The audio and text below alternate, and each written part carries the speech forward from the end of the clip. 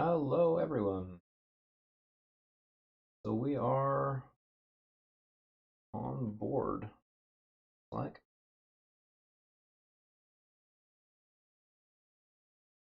post quick. We'll stream it.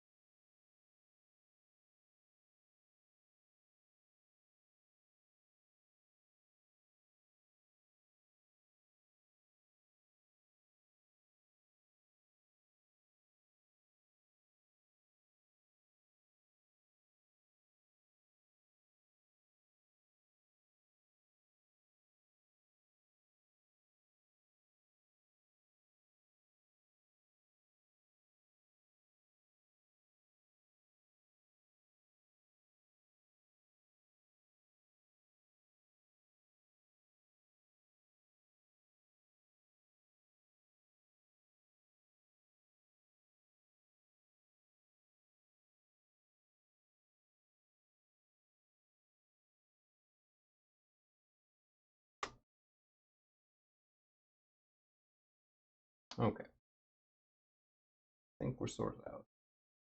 Major, not entirely shocking, fortunately.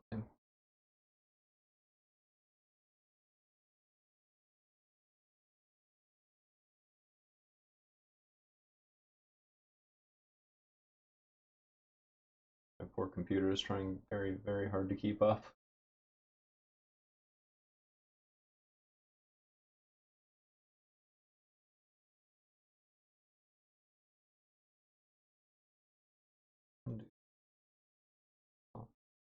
Heating up that little bit.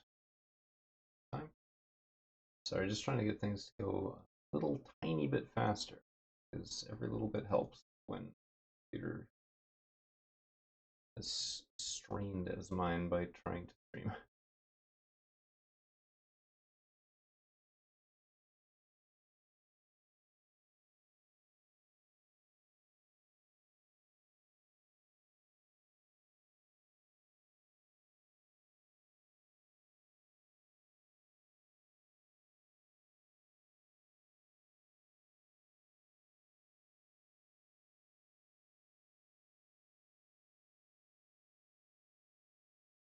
I'm sure it doesn't help that I had the stream replaying in two separate places.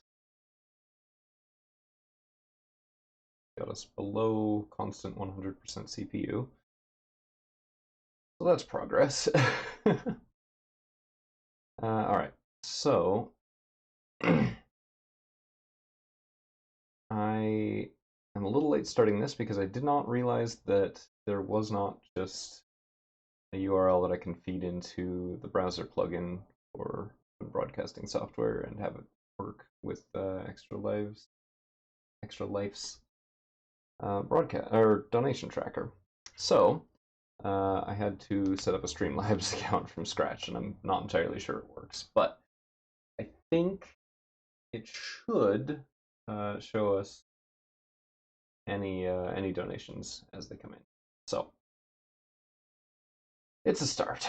Gonna be super jank pretty much no matter what I do, but that's okay. All right. So the plan, as I've posted elsewhere, is that we're going to start off doing some mini painting, and we're going to start by doing this guy. It's Ansel, the warden, cute little mouse guy with a cool snake shield and like a fang on the back of his sword. He's got backstory.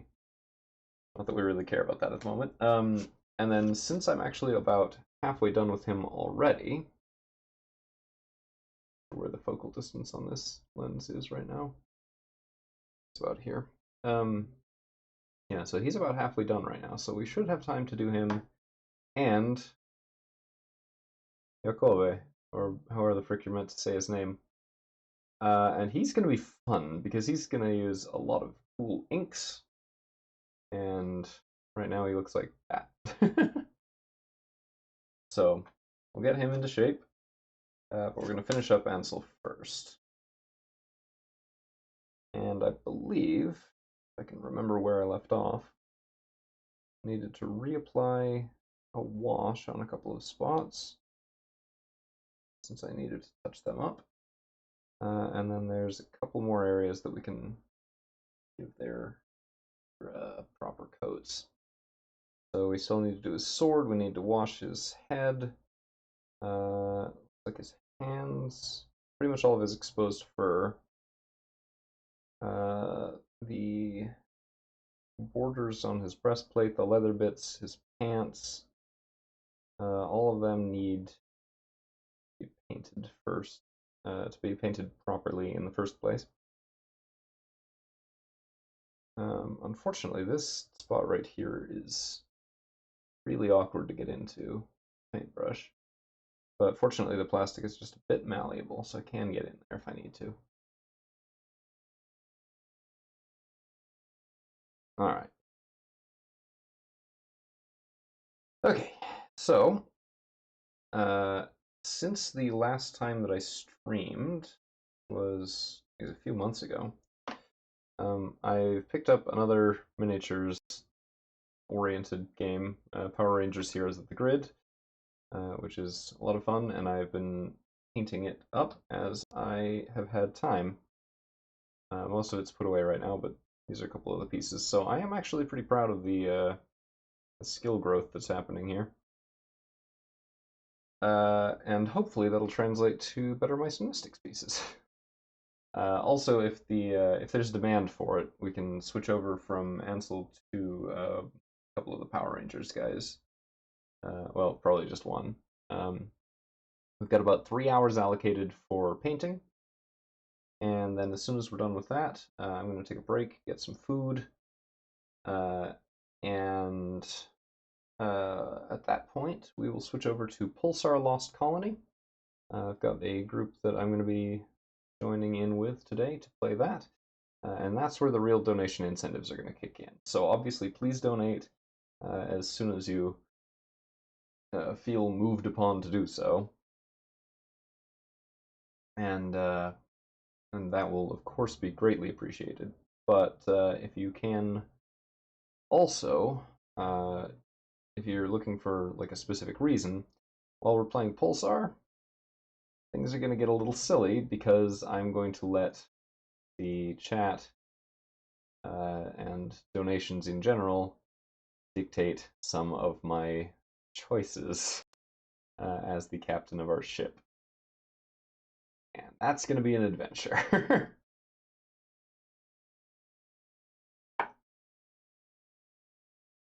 So we'll see how that goes. Wish me luck on that part.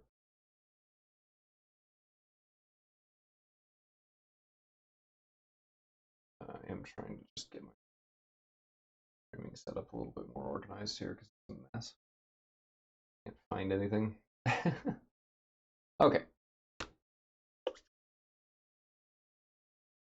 Also, do let me know if there's any like audio issues or anything of the sort. Let's see. So first off, we need to grab our silver paint. I've just reorganized all my paints, so I don't know where anything is. Silver. Over here.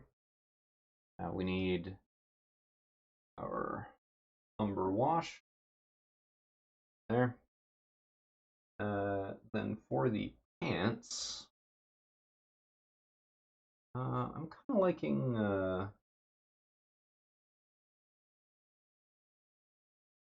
liking filthy brown for that. 37. Oop.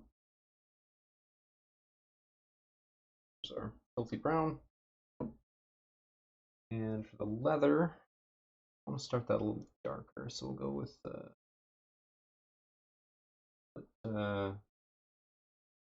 some parasite brown on that, keep it a little bit warmer colored.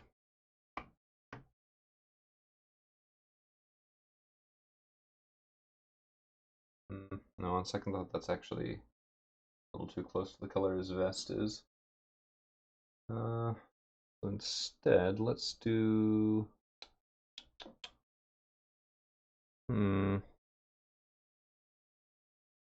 Actually, you know what? Since this is for his pants,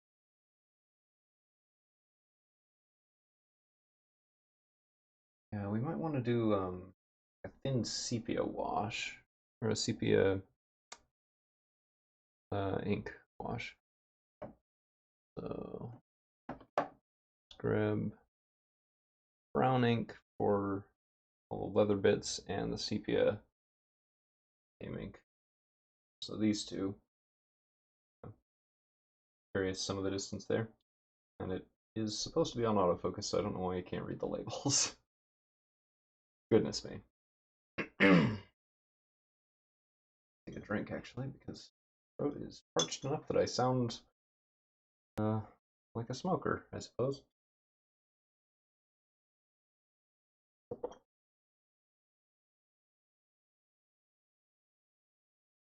Sorry, my noise gate is as tuned as I can get it, but it still picks up my swallowing sometimes.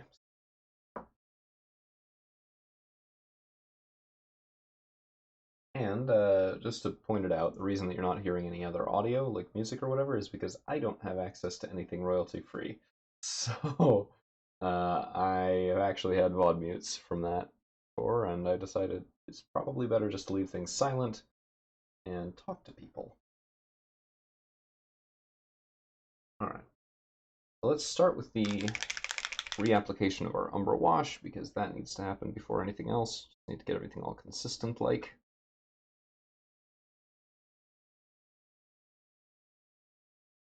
A little bit of that dabbed out on my palette. Wet our brush.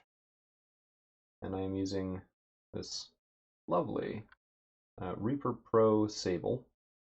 It's number 2, and it is really nice actually. Keeps the point real well. The fibers are nice and soft, so it's easy to get it bent exactly the way you need it.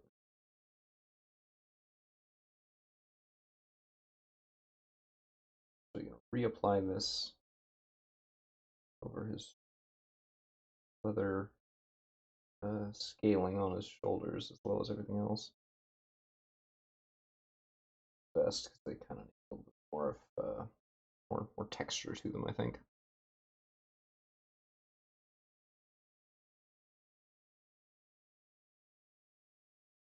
I'm gonna try and keep it off the metallic purple underneath, though. That part really took a fair amount of effort to get the right color.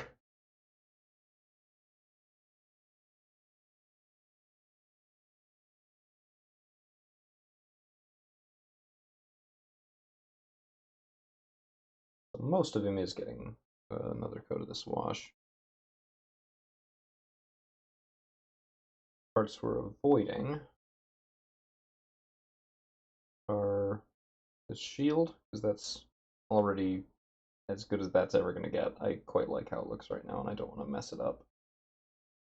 And we're going to also avoid rewashing his armor scales along his navel, because they are they've got a metallic finish on them.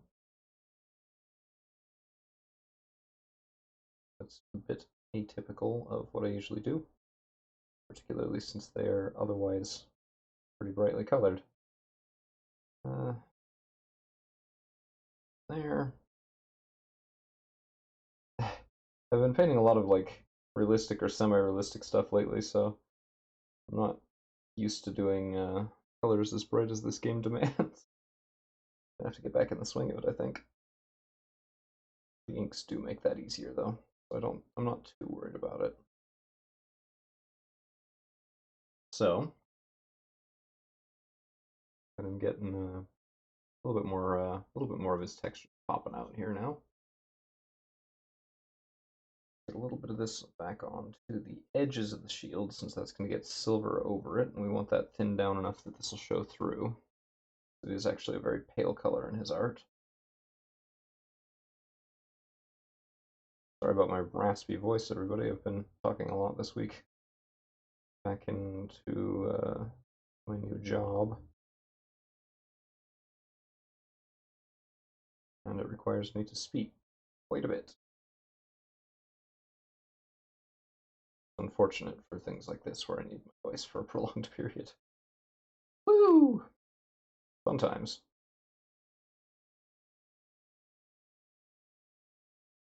There. Didmus is under his arm here a little bit. Let's get that. Sorry, there's not really a way for me to do this and also show you me doing this. It's a problem I was running into a few months ago, and I never really did find a solution that I can apply with the camera that I have. If I had something that could zoom noticeably better, there are some things that I can think of to do about it, but not much that works with this setup, unfortunately. A little bit off his head. There's me.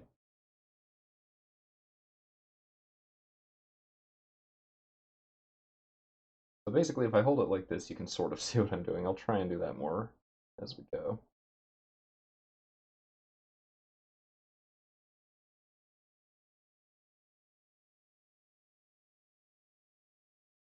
So, sword shading as smoothly as I can. If there's any major disruptions in it, the silver might show through a little bit. Or it might show through the silver, I should say. Which is partially a good thing, because it'll give us some more texture, but also it'll make the imperfections in it a lot more noticeable.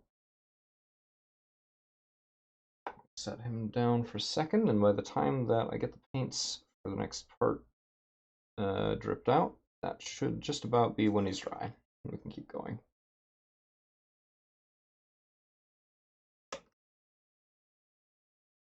Just clean the excess wash off my palette so that doesn't make a mess. Try and clean as I go, but it doesn't always work.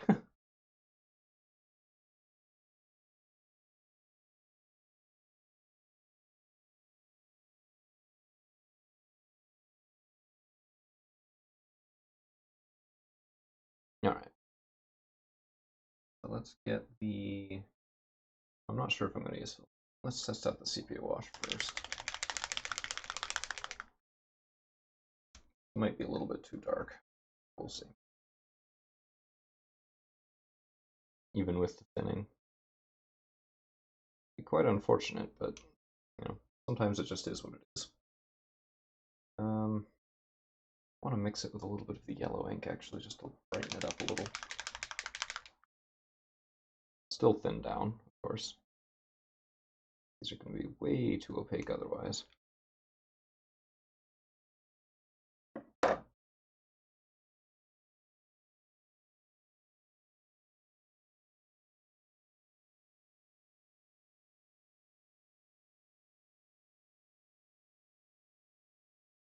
It's thinned nearly 1-to-1 with my glazing medium and thinning mix.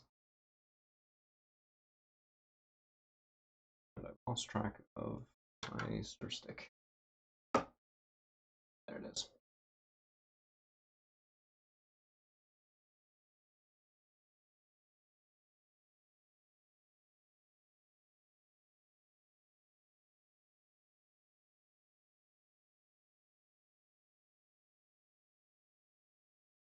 Okay, I'm going to give that a solid maybe.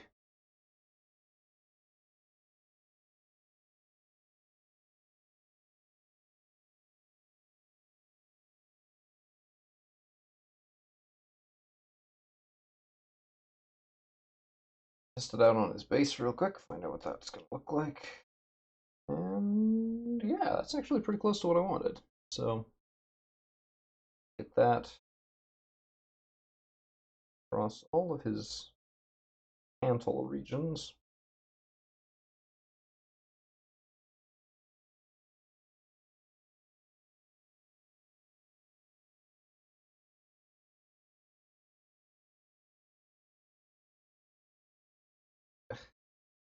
Best I can do. I'm sorry it's not more visible, guys.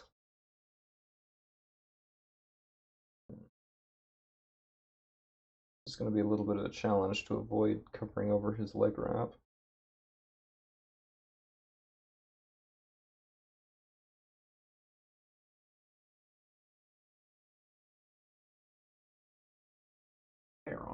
somehow. Sorry, I'm in the middle of reorganizing my desk, and I didn't really plan this out very well.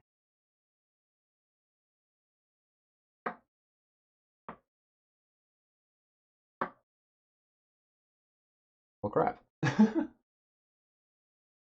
Position set. That'll do fine. Can't have that on him while the paint's drying.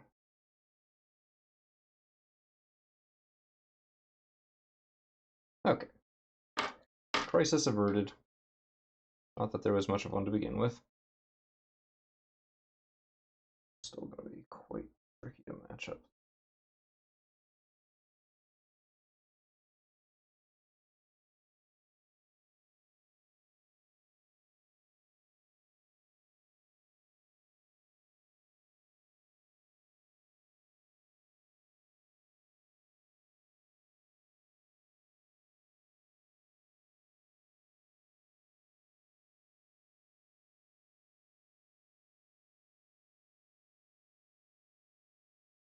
I declare that spot to be the border between pants and ankle. Where this.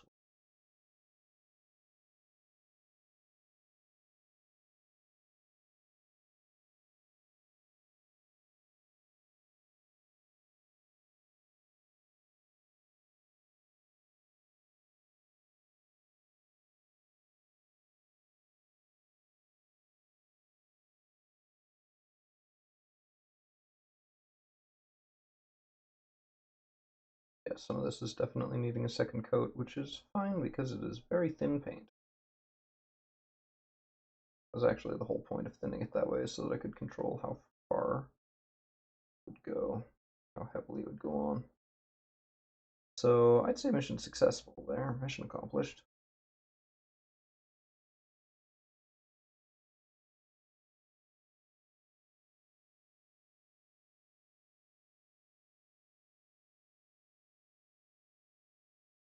All right, so that's where we're at right now. Pants are looking good.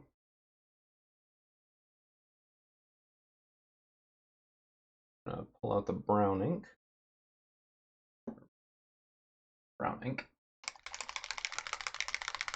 And all of like the sorted leather bits are going to get this.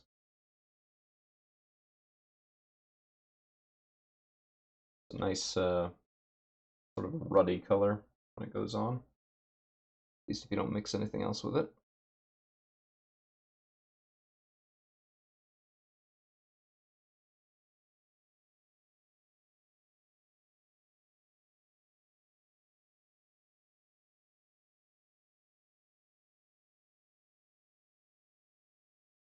Probably going to need 2 coats of this.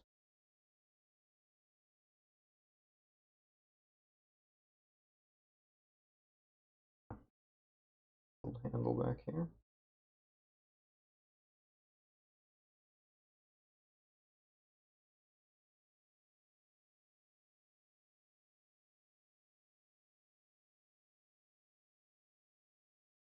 And that's made a huge mess, of course, but that's okay. It's not very visible.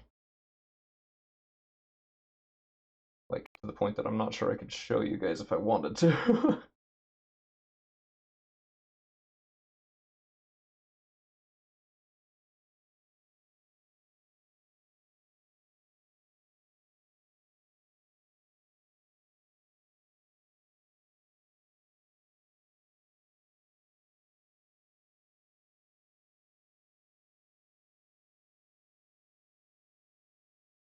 Yeah, I think this wants to be double coated. The areas that are getting this. I'll let it all dry on first, but I feel like that's a pretty safe bet.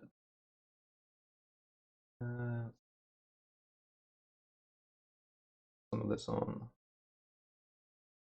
over his belt, darken that up.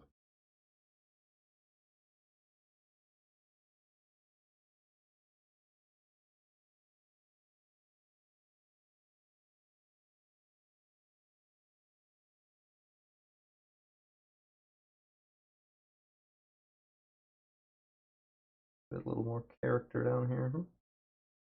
Right now it's a bit flat. Truthfully, I'm actually tempted to apply some of this over the whole vest. Looking really good on these parts.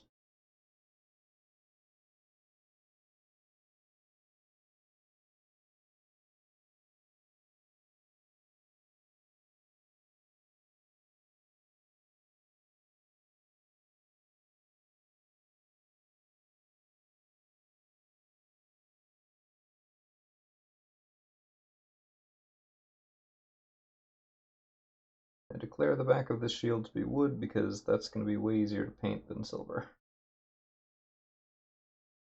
Kind of makes more sense than having it metal plated back there. On the middle of it is also wood. So I'm going to use that as my justification, and that's what I'm going to stick to if anybody asks. It was definitely not because I didn't want to paint it.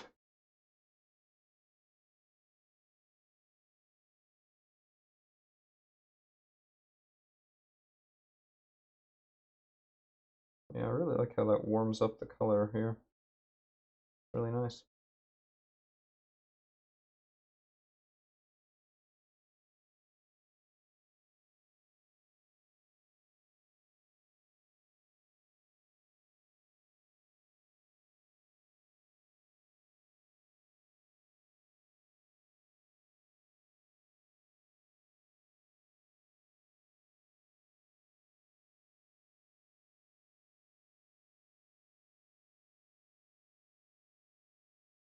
And bonus, it actually still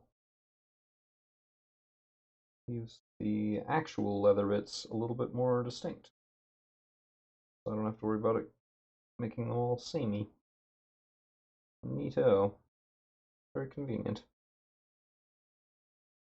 That is why, as I always say, inks are cheating.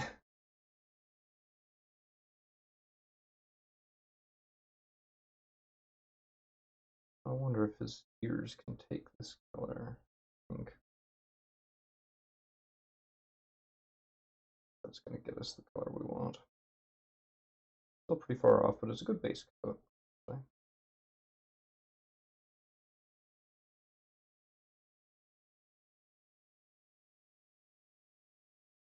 I need to lighten that up, I think, but that's alright. Be pretty easy to do.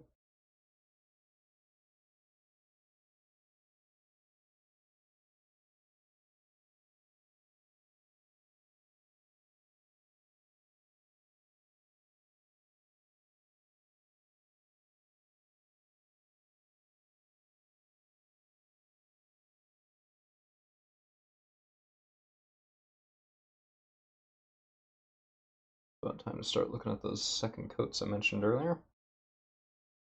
Gotta get some of these little eyes first.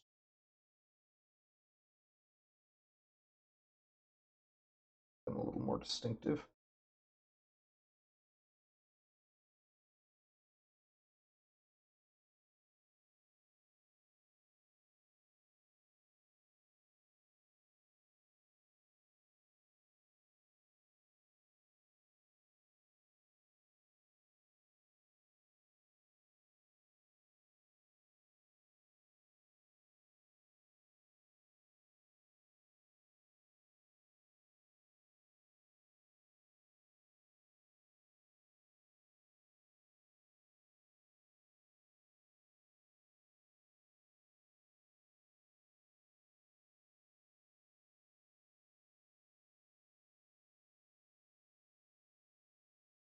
None of the parts of the sword hilt that have any color to them.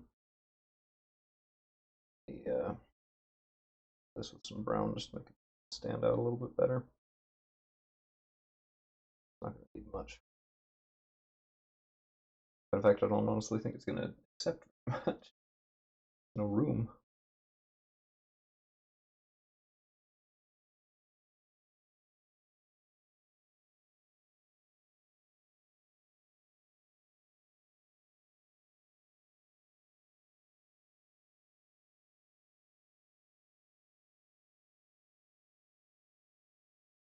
Brush a little bit.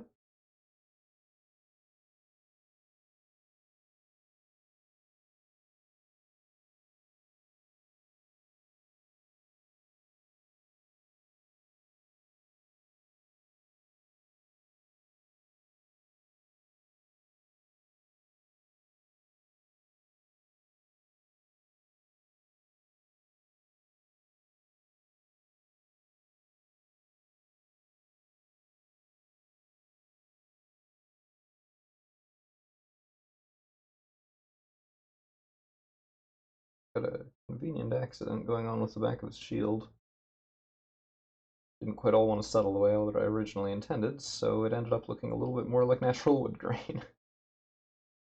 And as before, that is my story, and I am sticking to it. Alright. He's coming along pretty good, I would say. His toes need a little bit of attention, but I'm going to do that after I've worked out the details on the shield. Well, some of the details on the shield. You'll see.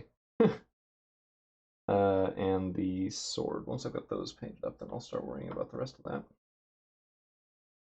Which means it's time for silver paint.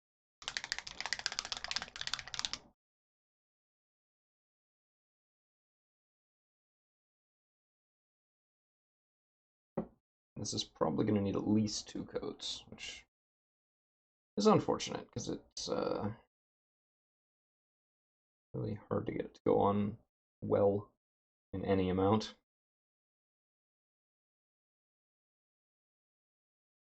Now, in the art, it looks like the sword blade and the sword and the crossguard are pretty much the same. Mostly, the detail is mostly in the handle and the pommel, which is some kind of fang or claw or something. And for that, I'm actually probably going to leave it how it is now because it's got a pretty good color to it, and the wash is enough texture for it, I think.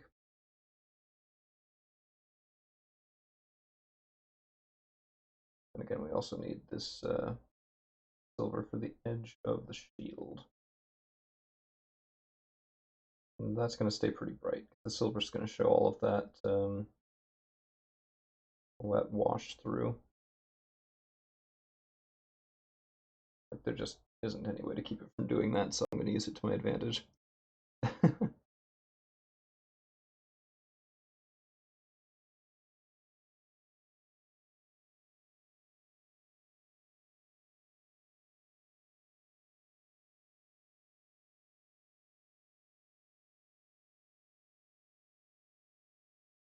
And see, already it's covered over some of the wash that I wanted to make visible.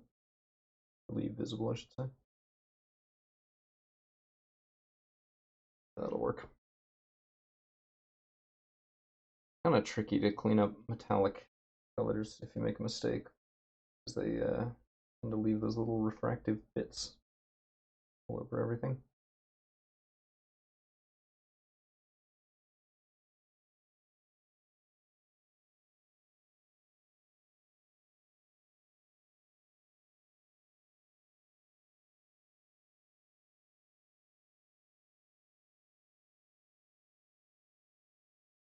Okay.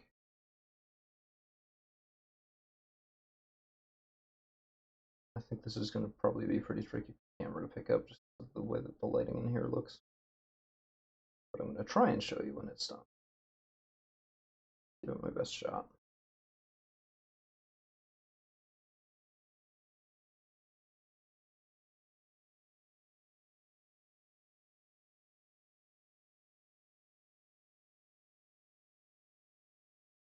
Let's see, we still need to do, after this layer of silver goes down on the sword and shield, we need to do his ears, eyes, nose, claws on his feet. Oh, and actually the edges of his chest piece. We need a little bit of metallic paint too. The shield first, then those, then the sword. I think that's all the... Well, no, his belt buckle needs some metal. Possibly the clasp on his little satchel.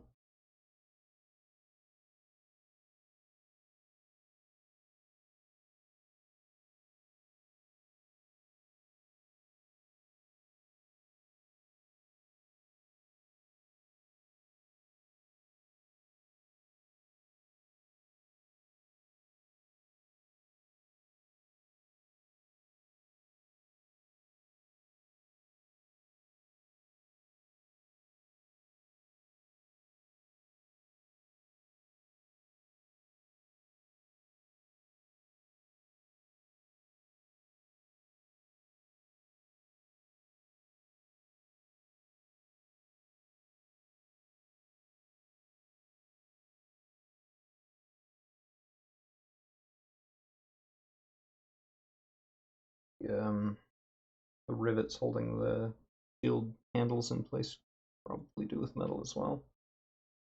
Lots of little details. One of the things I like about these minis, they're really detailed for their size, but because of their small size, you can only cram in so much, which means that they're not impossible to paint.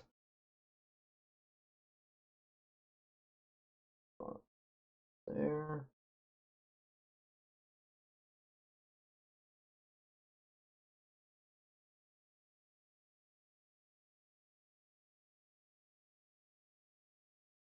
But there.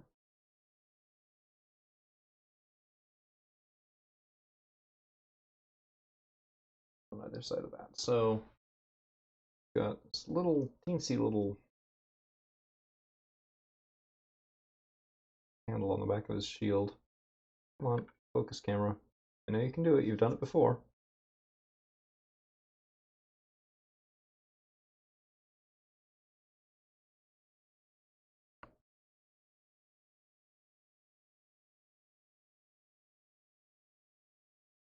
Criminy. Okay, let me put the rest of the silver detailing on here, and then I'll manually zoom it in. Hoping I was done with that problem, but I, in retrospect, don't really know why I thought that.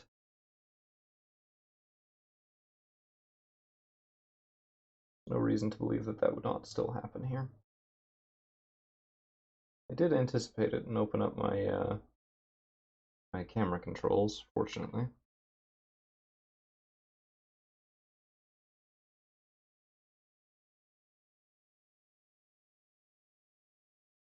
It's not a complete disaster. I don't have to risk messing up what I've already got set up, as far as camera settings and zoom and all that.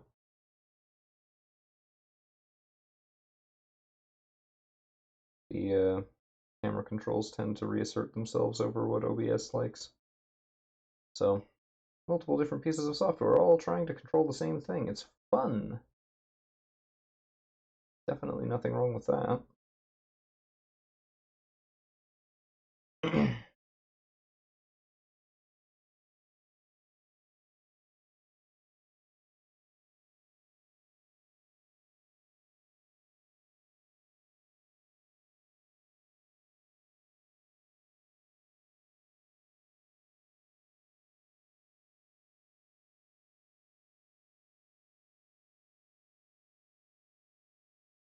Glancing up periodically at the camera, and it looks like the metallic aspect of this is not really going to show up at all. Oh my gosh, camera, please. Let me a break here.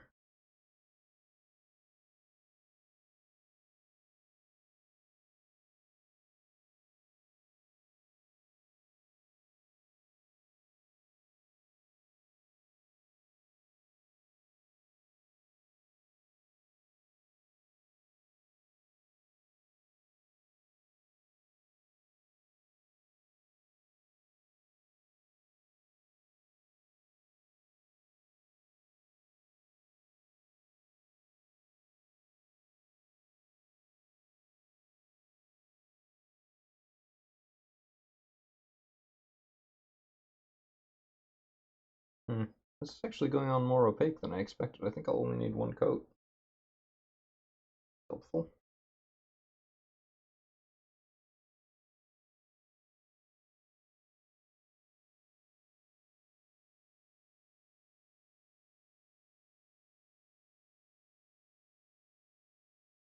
My commentary is probably not going to be the best right now because I'm painting small details, and as we established several months ago, I can't do that and talk about anything at the same time, even if my life depended on it.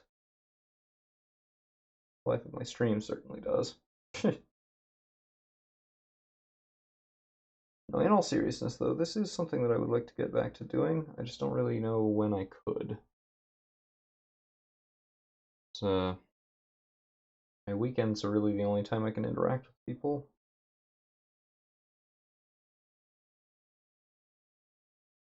And combine that with the fact that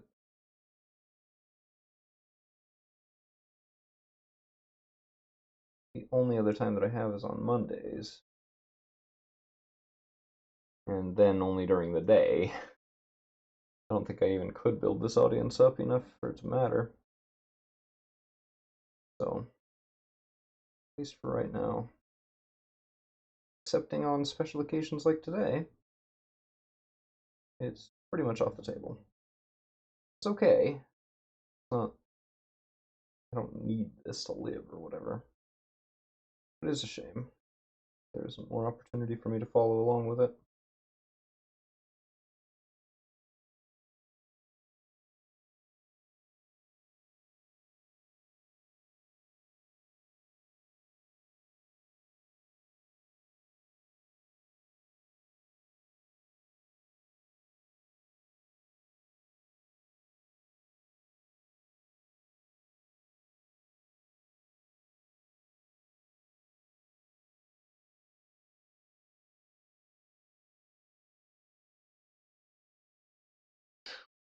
Alright. A little bit under his arm.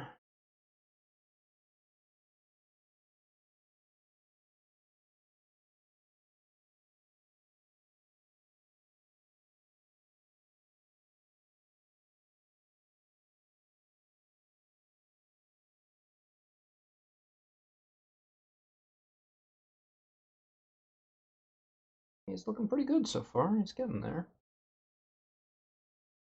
We've been going for like 40 minutes, I think. Not bad.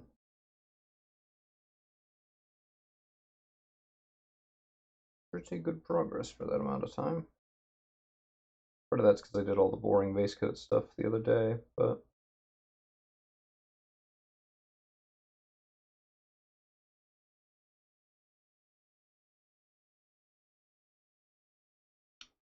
got another hair stuck to him. Where he's coming from?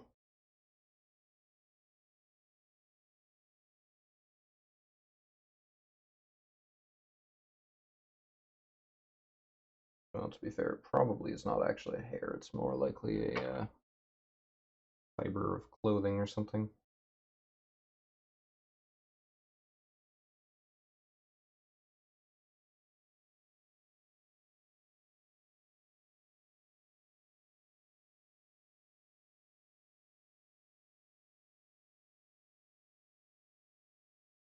Right.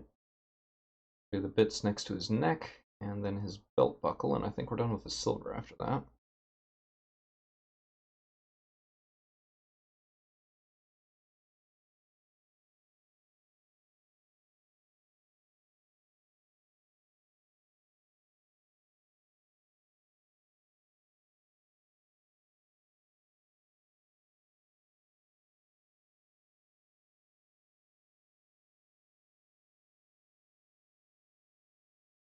I know this is just absolutely riveting staring at the back of my hand.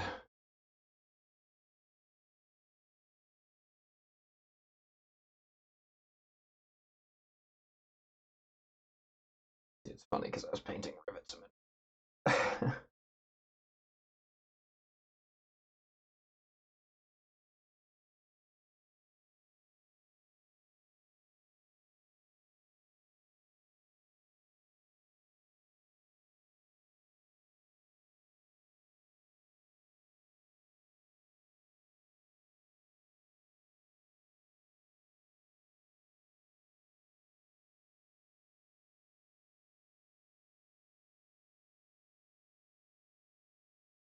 Isn't really anybody here right now. But once there is, I will discuss the fundraising that I'm doing and why I'm doing it and who it's for and all that. All that good stuff that normally you would do right at the beginning, but nobody's here.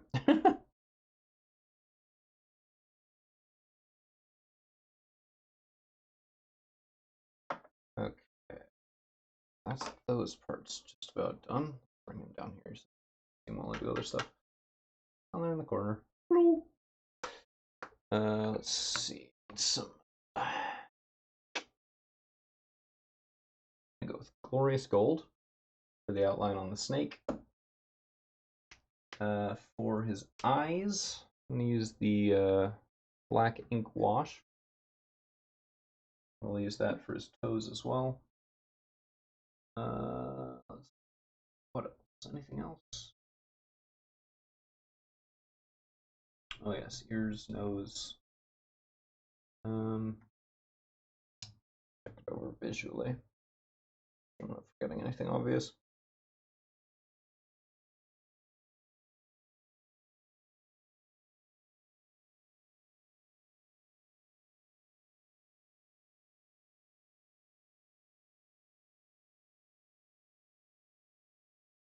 I think that's it.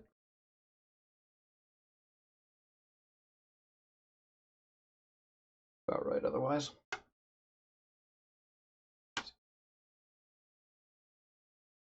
Okay. Clean my palette again because it's getting to be a bit messy. Like the kind of messy where if I try and put anything else on there, it's going to start mixing paints that I don't want mixed.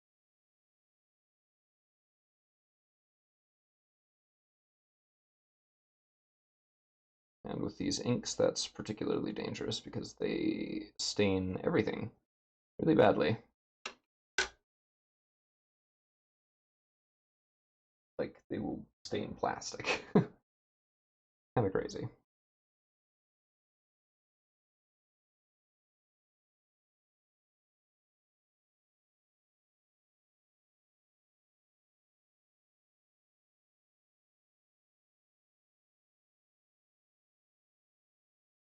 This isn't necessarily the most exciting thing to watch, but at least Ansel's keeping you company. Little buddy in the corner.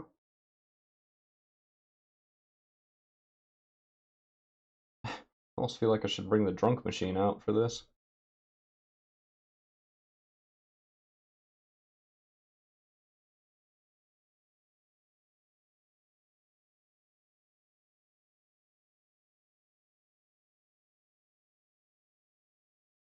It could guest star on my stream.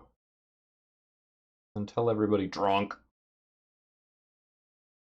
Which isn't going to make sense to anybody that hasn't watched all my VODs. So, you know, go watch my channel, guys. No, it is all on YouTube. Pretty much everything that I've done for streaming ever. That's not true. But everything recent, everything even slightly recent, is currently on YouTube. And sorry I bumped the camera. That's because it's kind of right up in my business. It's probably going to happen again at least another few times. That's okay, though. Like I said, setup's pretty jank.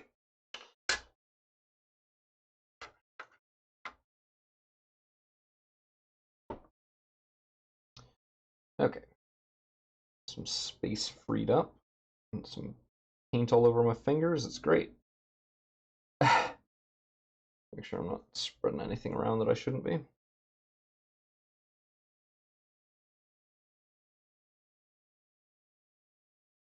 Yeah, there it is. Like there's some silver paint somewhere that I just can't quite see. And then yeah, it's like wearing half my finger. It's fine. Great. That's okay. That happens. I do strongly prefer to keep things from getting that messy. Just because that reduces the incidence of accidents, like accidentally touching my face with paint, which has happened before. Or touching the model and having it just like explode into colors that it shouldn't be. Don't do that, kids. It's a bad idea.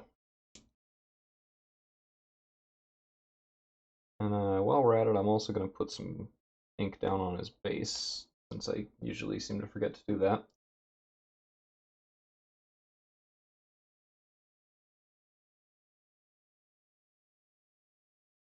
Nice and opaque and shiny. But it looks really nice going on like this. Gotta be careful not to get it on anything else.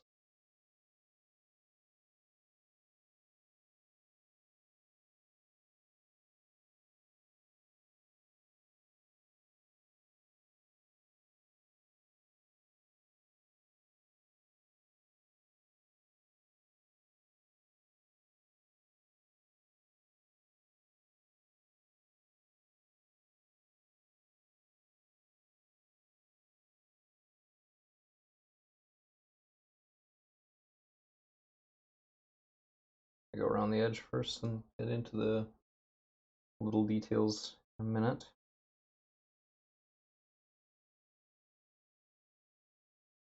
Focus on getting the big stuff first.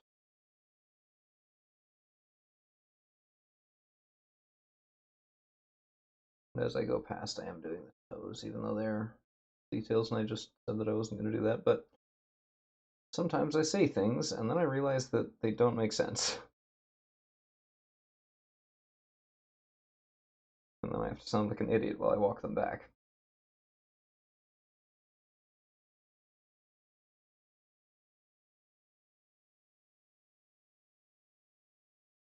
That's going to second coat. That's okay. Got ink to spare.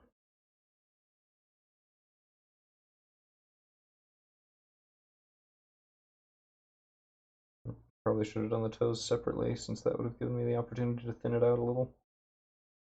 That's okay, it happens.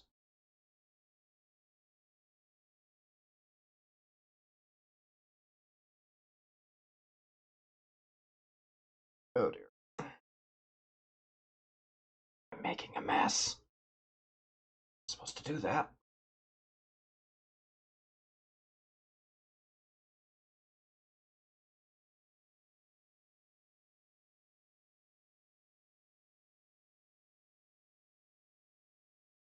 No, get off. Stop making it darker.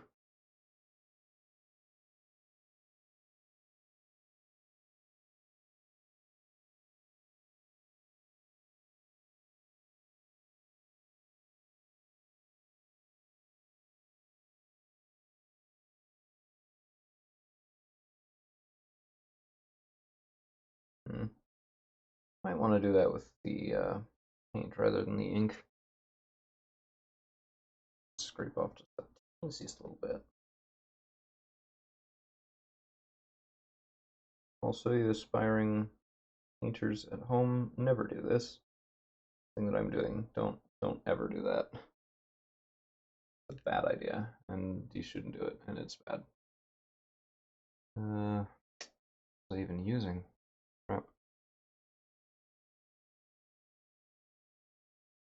A little bit of this.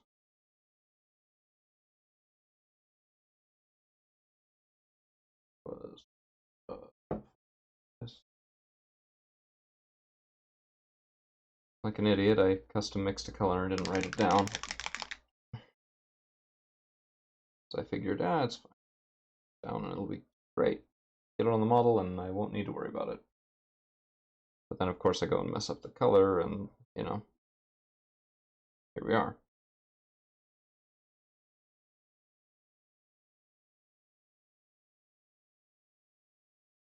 Fortunately, the correction is very small, so I shouldn't need to rewash it or anything like that.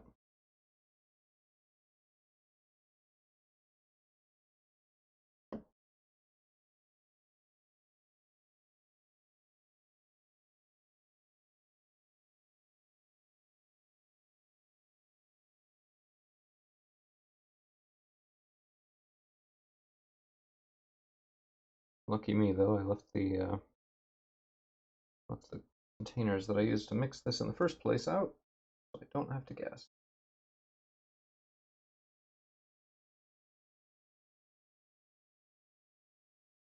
Perfect.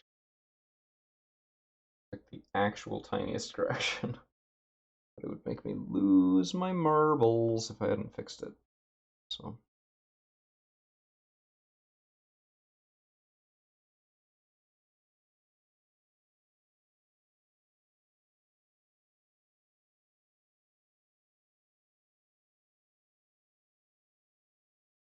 Also, at some point, appear to have messed up the back of his ear too. So I'll fix that while I'm at it.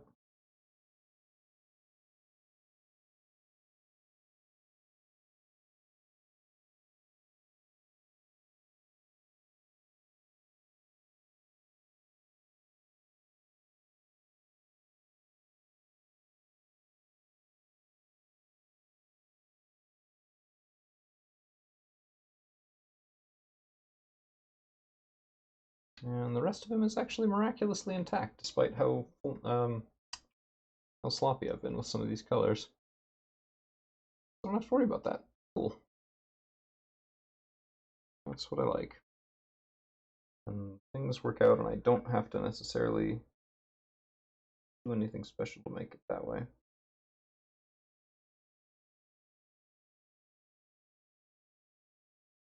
His eyes colored in.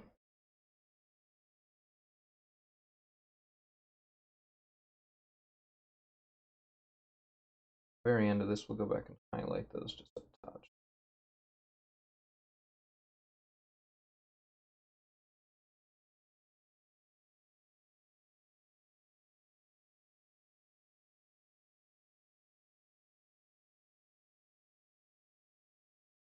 Also, just very edge of that. I think I could do a little better on that.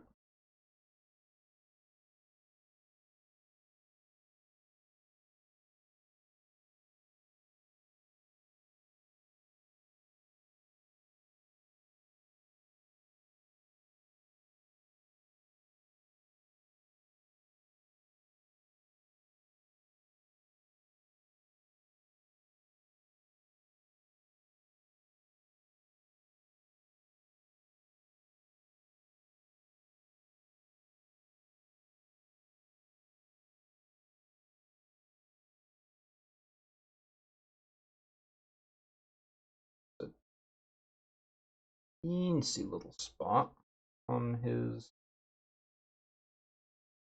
foot that I missed earlier. Fortunately, at this angle, that's too bad. Okay.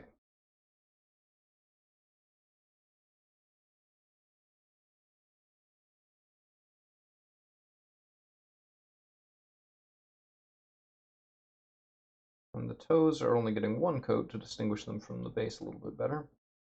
Not sure how well that's going to work, but I'm going to give it a shot. Should be okay.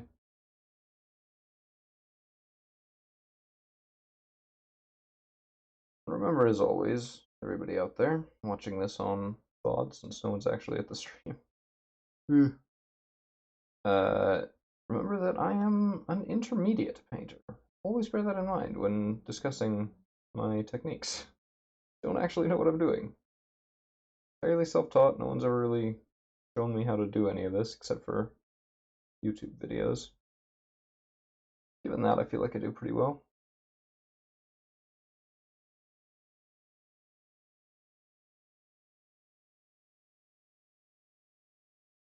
And also, I've only been doing this about 2 years, so there's that too.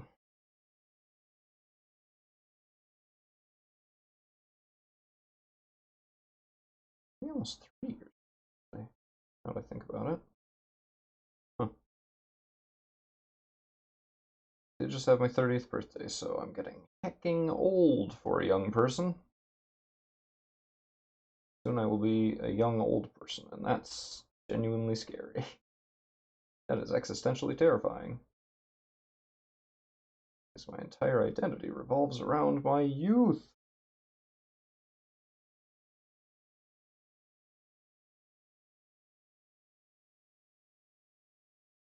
Okay, so he has eyes that look like eyes now. Just about. I like how this just make them pop out a little better.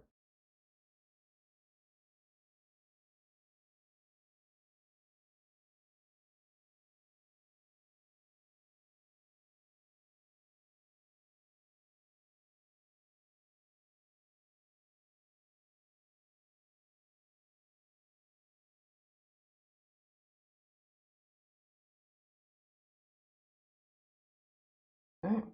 Needs his ears and nose. I think that might genuinely be it. No, and the shield detail.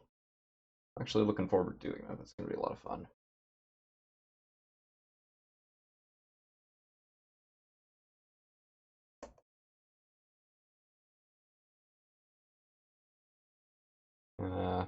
Yeah, since no one's really here, I'm going to hold off on the close-ups since that's a little bit more fiddly, and we'll slow down the actual paint process. But if and when that changes, then the camera will get to see him up nice close. Oh, what do we got here? What just showed up in chat? Oh, hello! Hi, Swordfish. Glad to see you. I am going to go back on my word almost immediately and give you a close-up. 'Cause dang, nice having somebody around. This is Ansel the Warden from Mice and Mystics. He's coming along really well, actually.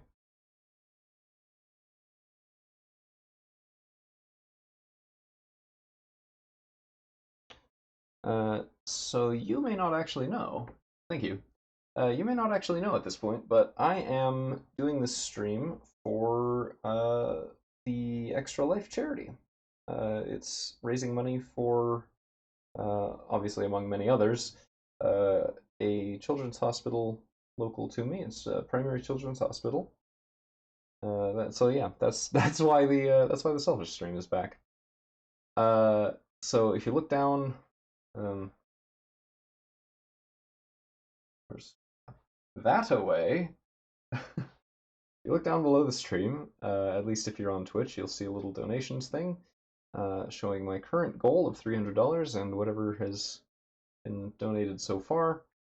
I don't know if that allows for an easier way to share the fundraiser page, but if you wouldn't mind just sharing around my stream, because I'm going until 10 p.m., so about another, what, 7.5 hours? Or 6.5 hours, I suppose, at this point. And we're going to do some more painting. We're going to switch over to Pulsar Lost Colony in a few hours. Oh, excuse me. No earlier than 4, no later than 6 is when I will be taking a break. After that, we're going to do Pulsar Lost Colony, which is very much like Star Trek, but where you're allowed to be a space pirate. It's you get into a 5-man crew. Actually, I suppose it's closer to Firefly now that I think of it. But yeah, you get a 5-man crew, and that crew can go on missions for various factions, or you can just do your own thing. And I will be the captain tonight. And the donation incentives are you get to tell us what to do. So, the sheer amount of things you can do in that game are really impressive. There's a pretty good breadth. And because of that breadth, I'm going to leave quite a lot of it in the hands of the audience. Decide exactly how screwed we are. I highly recommend Pulsar Lost Colony. It's a wonderful little game. It's got way more content than you would think looking at it. Like, my brother's been playing it a lot longer than I have, and he's gonna be a member of our crew tonight.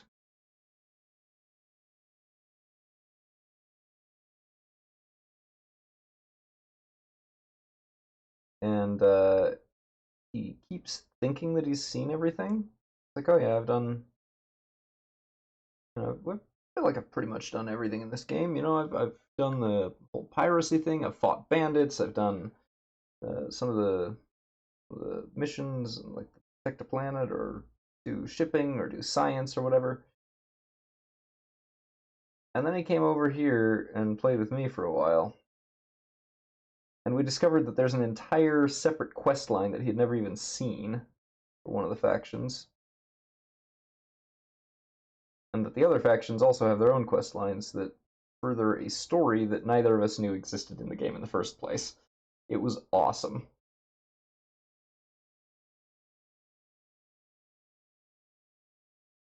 A little bit too much on that eye. Correct that real quick.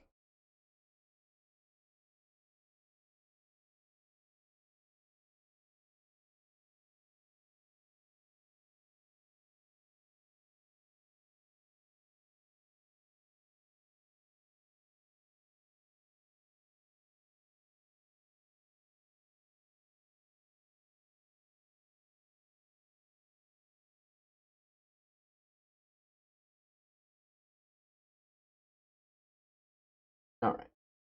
Side's done. That.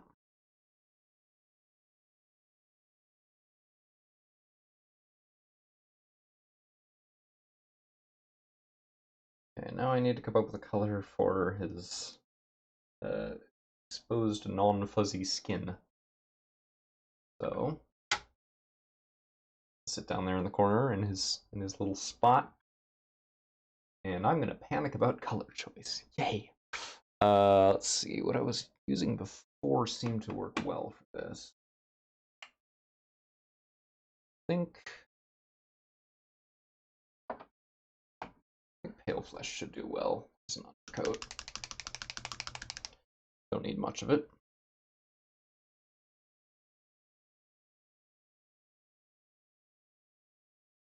And then on top of that, we'll do a skin wash, which, you know, conveniently actually does nicely deepen out the undertones of this color, or the shadowed areas when paired with this color. That's what I meant. It made sense in my head, and then I said it, and it didn't.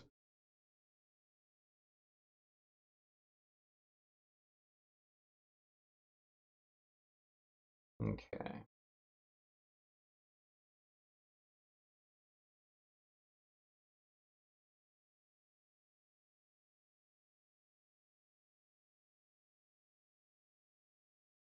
It is, I do believe, time to boop the snoot.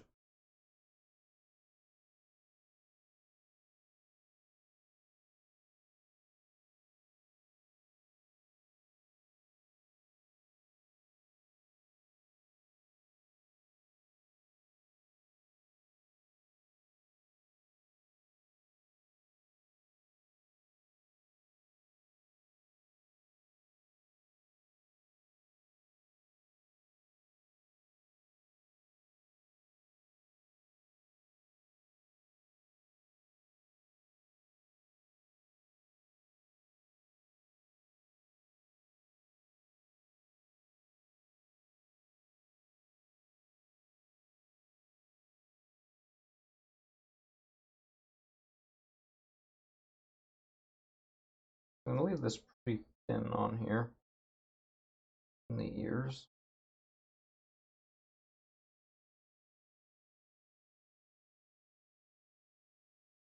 I actually want to turn it pretty yellow-brown compared to what I would normally do with these.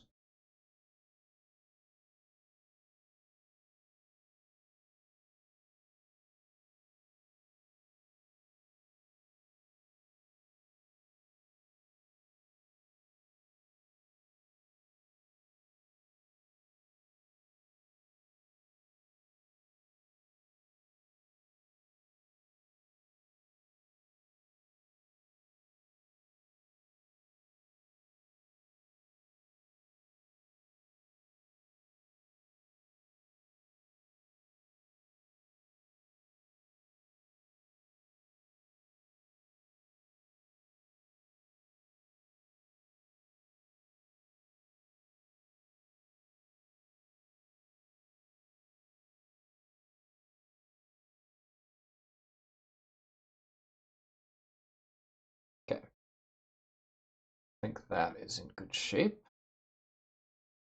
Time to give it some tone. So right now it basically looks white against everything else on him.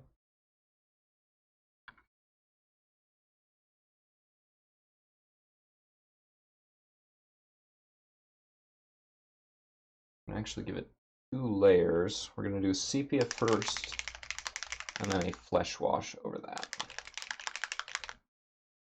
Oh, actually, wait, let's see. Yeah, sepia is gonna be best for that.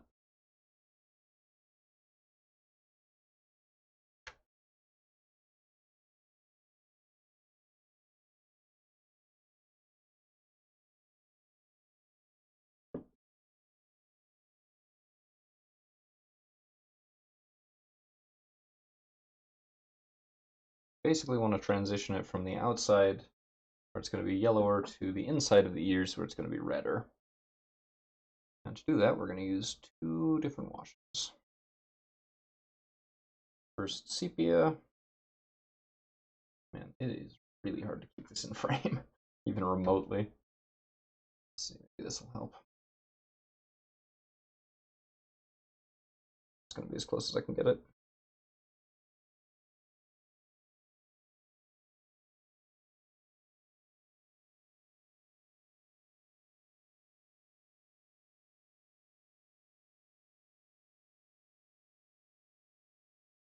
It might want 2 coats of this. Not sure.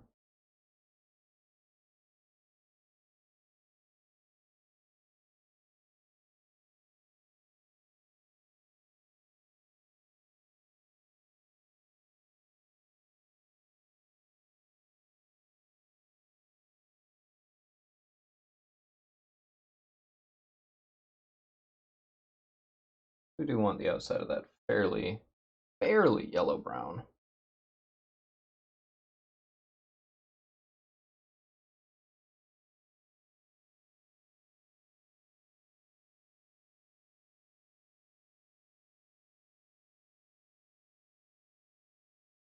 Hey, thank you. And thanks for showing me that that overlay works, because I've literally never used it before. So that's where we're at so far. Get back in focus, you.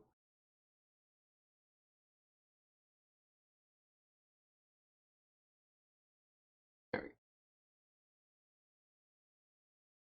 So that's where we're at with his ears and nose.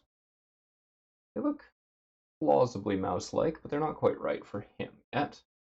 His card art shows them a bit redder.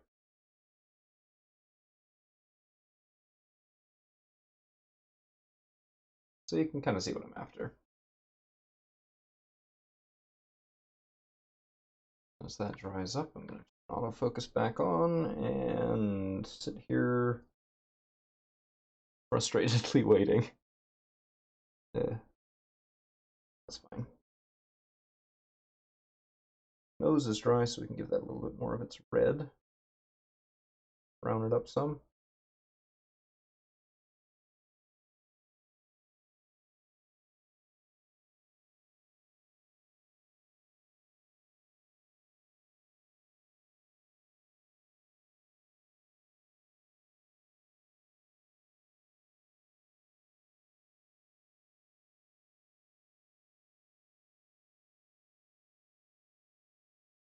Between the 2 colors, this should be okay. I don't think I'll need to add any extra coats or anything like that.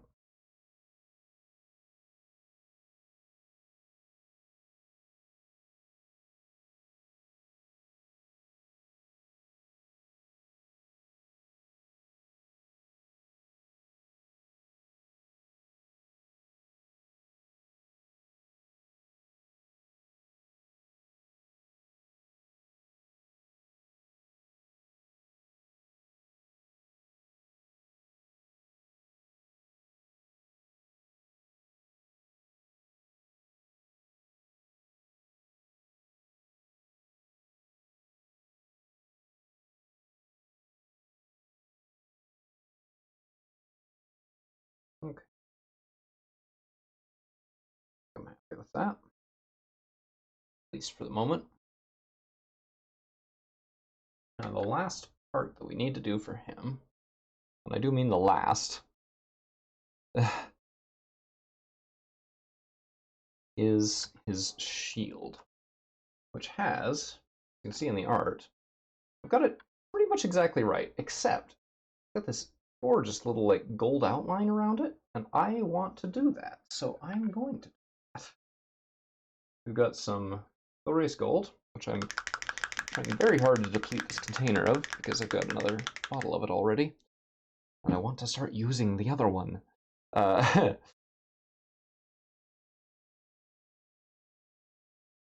Use that, and I feel like maybe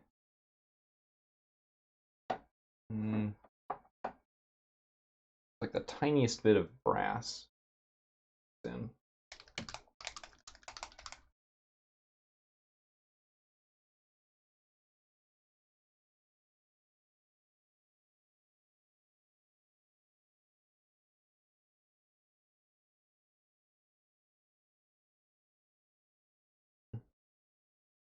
But I bumped him, but I don't think I actually did.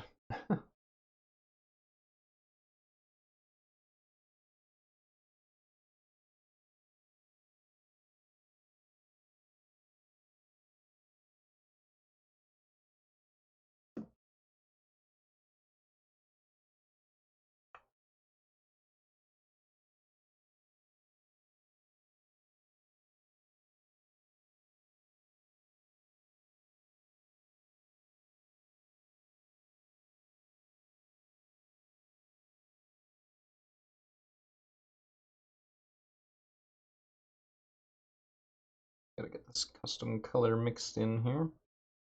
Only need the tiniest little amount of it. So what I've got is already way more than I actually need.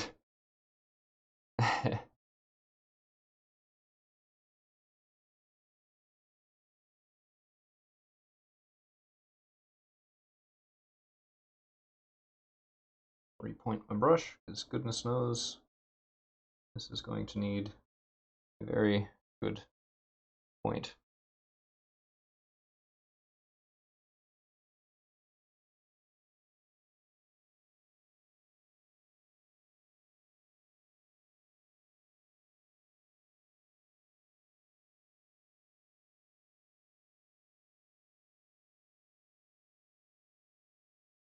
Okay, I'm liking it so far.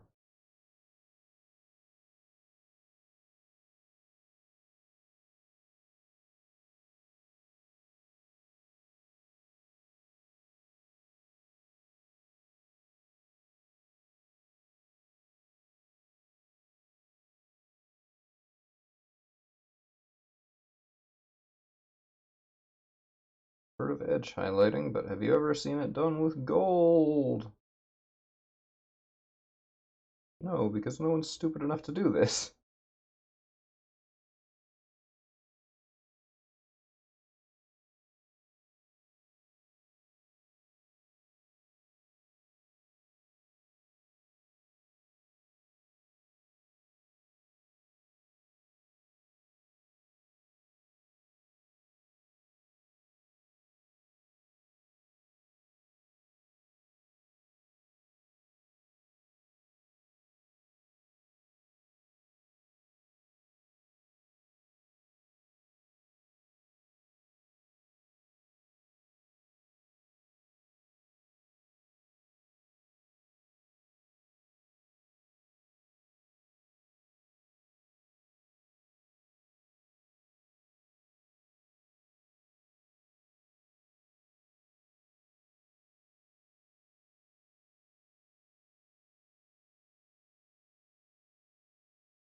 Subtler problem with these metallics is that they don't flow very well.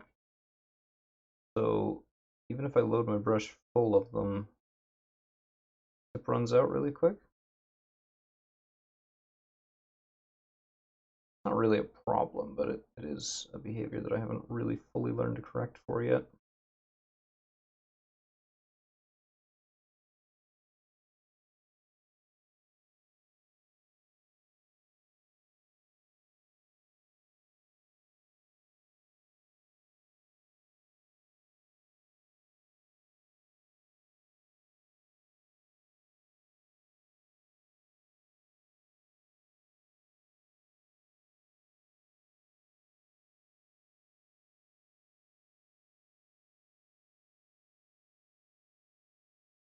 Okay.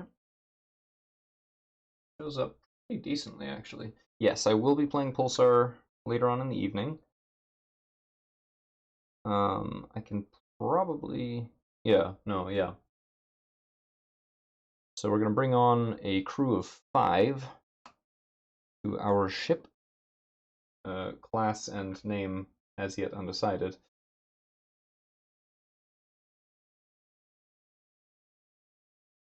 There he is!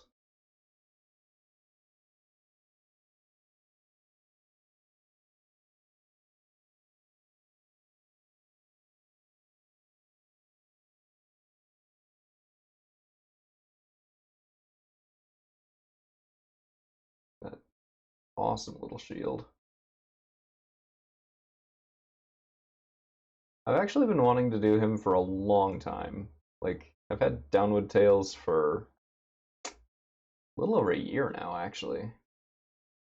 I got it for last year's birthday. And I have been wanting to paint him ever since I saw his art. I saw that purple shield and I just started thinking like, oh man, that looks amazing. What can I do with that? And of course, when I went to paint him, when I started painting him the other day, I went straight for the shield. Picked out a purple, picked out a wash to make it darker, went right at it. What else was I gonna do? Not paint the cool shield first?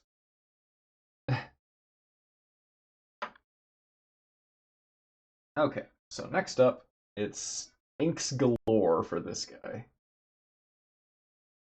Need just a minute to clean my palette off. And probably going to want to soap my brush too, but I'll decide in a minute. Once I have done that, a little bit of a reset here, then we will start on our gecko friend. There's a lot of really goofy stuff in Downward Tales. The second expansion for Mice and Mystics, if that wasn't clear.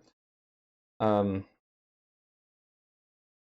a lot of really silly stuff in there. I like it, don't get me wrong. And I do think that it fits the theme. But it's a little weird, some of it. Prime example, the Fairies. They're fear fairies, but they're also dragonfly people, I guess? And I do like them. They're really cool. They're like properly insectile humanoids. But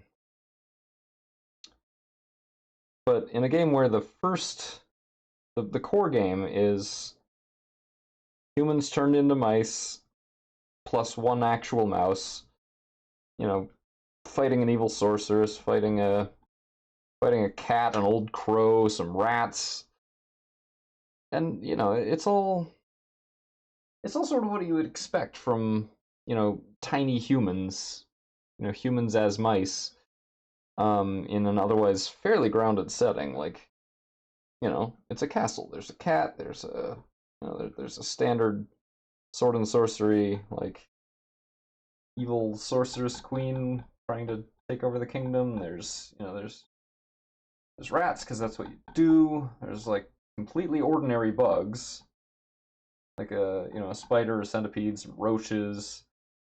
Like they're just, you know, it's just bugs. And you sort of get used to thinking of it like that. Then the first expansion comes around, Heart of Glorm, and suddenly there's necromancy involved. But because it's a small box expansion, it uses all the same figures. So there isn't, well, except two characters. There's the new villain and the new hero for it. But like, really, you know, it doesn't change the setting much.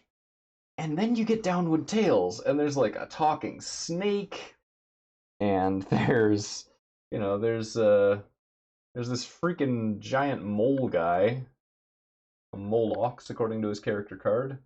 We've got possibly my favorite villain type that I've ever seen in a game like this. We've got the Froglodites and the Bullfroglodites. Like, it's just such a silly thing. It's troglodytes, but they're bullfrogs. Like, that's it. That's their whole shtick. And something about just how simple and yet so ridiculous that is just really tickles me. Another oddity, there's this weasel guy who's clearly, like, very sapient. You know, he looks like some kind of, I don't know. His card art looks like he's sort of a traitor type, but then he fights you. Yeah, so, like, we're on pretty normal terms. But remember, in the first set, we've established that insects are normal insects, like bugs are bugs. And then we got these guys, who are also normal insects, but they're humanoid and intelligent, I guess. I'm actually really looking forward to painting these guys. They're really cool looking, but like, what? Like the setting just suddenly takes a sharp left. It's like, okay, now we've got like smart bugs, I guess. Like, where were these when we were defending the castle? Why are the roaches not smart? Why are the, you know, why is the spider not smart? Why is the centipede not smart? Except for when it sometimes is. Don't get me wrong, I like the additions. I approve of the additions, but they do ask some questions that I don't think the setting is prepared to answer. Like, again, why are some of these smart and some of these just animals?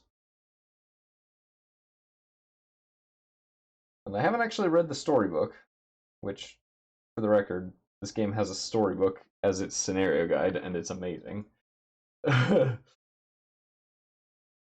Mice and Mystics just so freaking charming. Like, its rules aren't necessarily the very best, and they're definitely not the best in their genre because the developer went on to make other games in the same format that are a little bit smoother, from what I understand. So like he made Stuffed Fables. I think he's working on one called Tail Feathers, which is a spin-off of Mice and Mystics, but where you can fly on little like sparrows.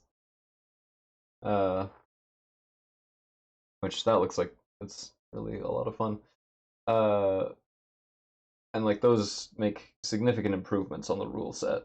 But somebody described Mice and Mystics, like the original game, as the game that has a story, a board game that has a story so good that you ignore the bad rules. uh, and I sort of agree. I don't think it's as bad as people say, rules wise. I think it's fine. But it definitely is very, very charming. Prince Colin and his friends rescuing people from the evil spider sorceress. Uh, Protecting the kingdom, but as mice. It's a very cute idea. They handled it really well. Go, go here.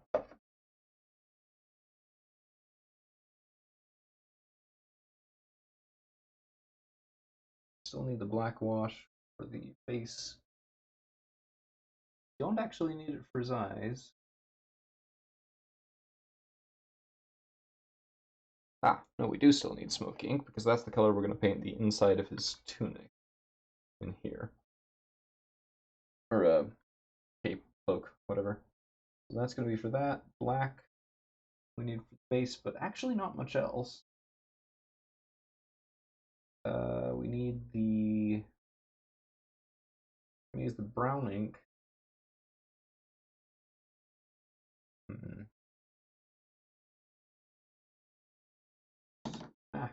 Back. Just gonna compare here real quick. CPA, that's the...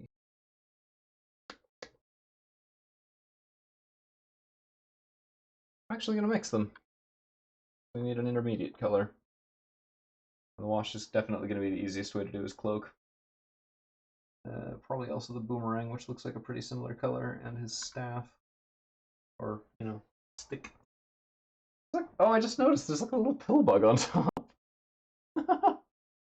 Get the focus right on this. His staff has a little pill bug friends just like standing on top of it on the end. That's adorable. I guess it fits with Maginos's friend Neeps.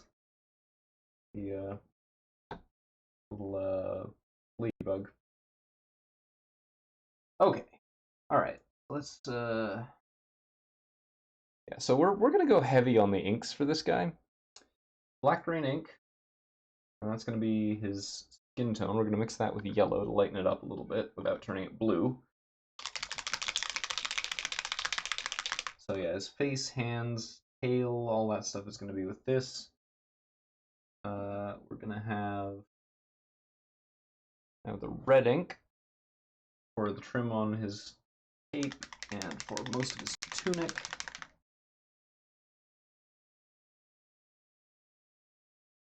Let's see what kind of detail on that part. The crisscross pattern in the checkerboard, but we don't have the circle. So I might want to paint those in, I might not.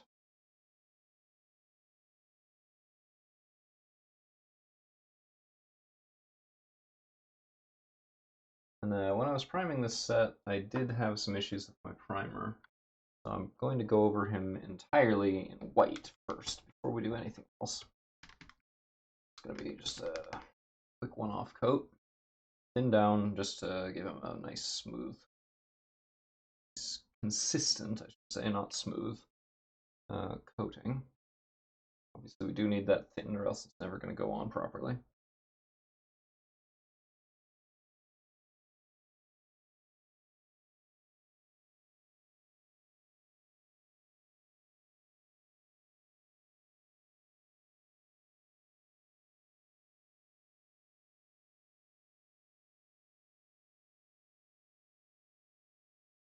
Today's music selection that you guys can't hear is the A Bit of 8-Bit series by Joe Jeremiah, which is awesome. But I don't want to get copyright struck, so I'll just let you guys know that it's out there and let you find it yourselves.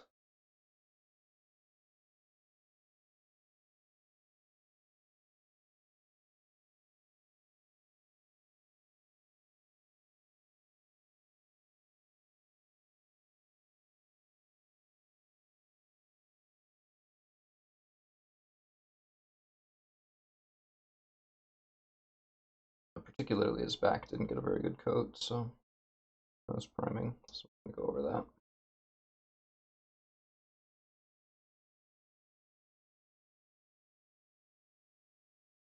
Make sure, of course, to get it into all the crevices and so on. That is where it's going to need it most.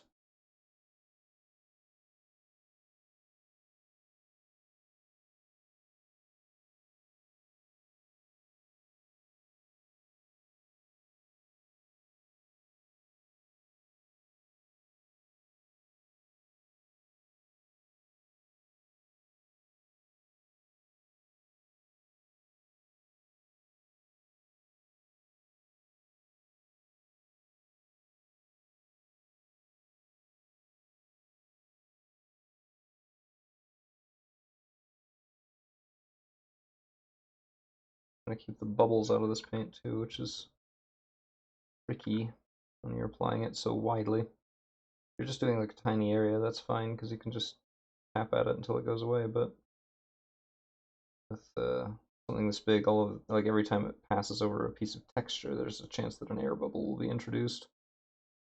And as you might imagine, that compounds over time.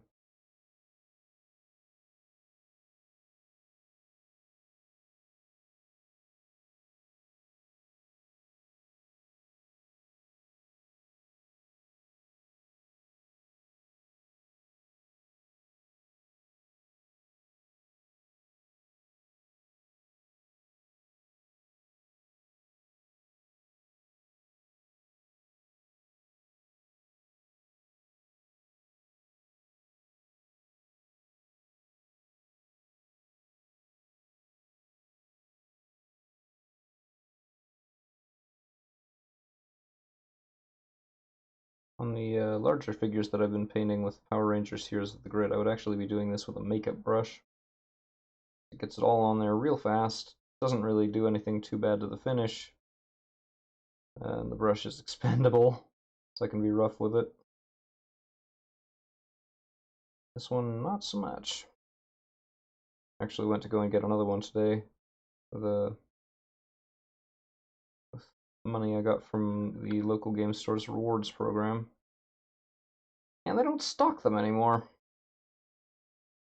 which is baffling because this is easily the best brush that I've used. I've tried Citadel, I've tried Army Painter, tried Vallejo's brushes, and they're just not as good. I am getting a Winsor Newton Series 7 set next month when it comes back in stock, though, and I'm really stoked for that.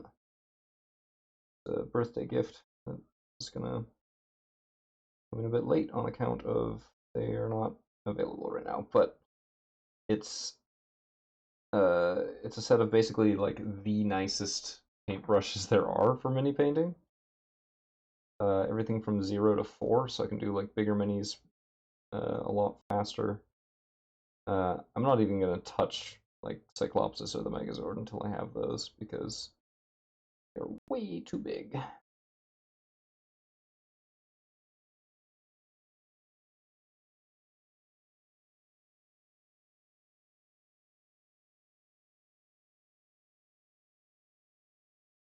They're miniatures only in the loosest sense on account of their 200 millimeters tall. Plus or minus, depending on whether the Megazord is holding the power sword or not. It's bonkers.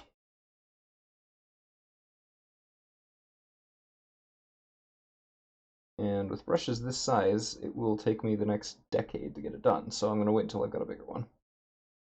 That's sufficiently nice to get the job done. It's one of those pieces that you're pretty much going to be using every game, the Megazord is, because, you know, it's huge, there's only the one, and it's useful for every game. You don't have to... Using it isn't dependent on which Rangers you pick, so... Pretty much going to always be out on the table whenever you can manage. Our last game, man, it was... We would have won so easily if we'd managed to get the Megazord before the final fight. Frustrating. We still almost won. We were literally one card away from winning. It was the worst. The worst timing. And I realize I'm not making sense to you probably because you don't know what I've been doing the last 2 months. But yeah, there's a game out called Power Rangers Heroes of the Grid. Board game with like big miniatures, big chunky things that feel great to hold and they look great on the table, and they are so much harder for me to paint than these smaller ones for some reason.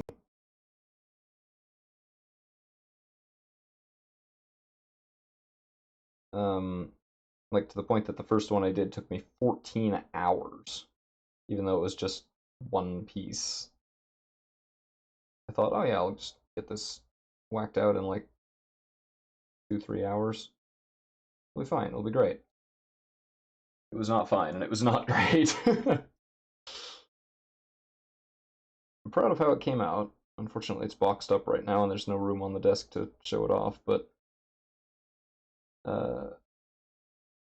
yeah, I am proud of how they're coming out. They're just very time consuming.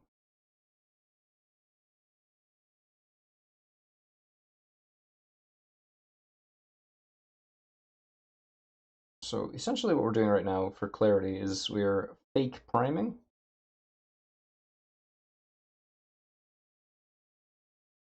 We're doing all the stuff you would do with brush on primer, but since it's already primed, we're just using regular paint.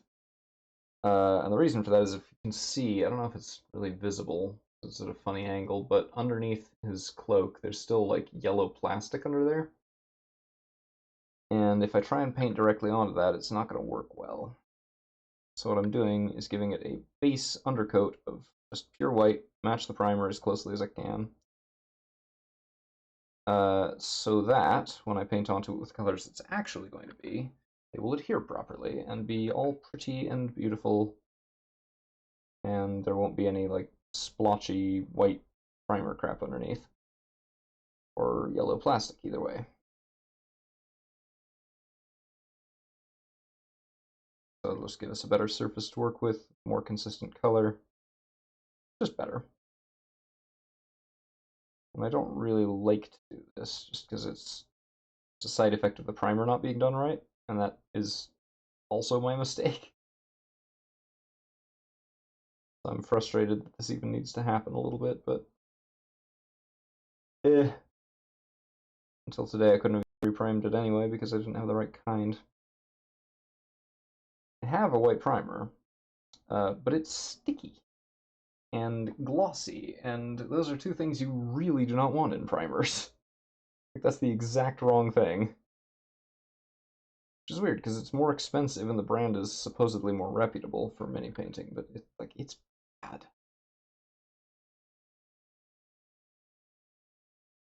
course, it is still like regular hardware paint, not like a miniature painting brush-on primer or anything like that. Not to put too fine a point on it, but I don't care. This does fine. Well, when I do it right, that is.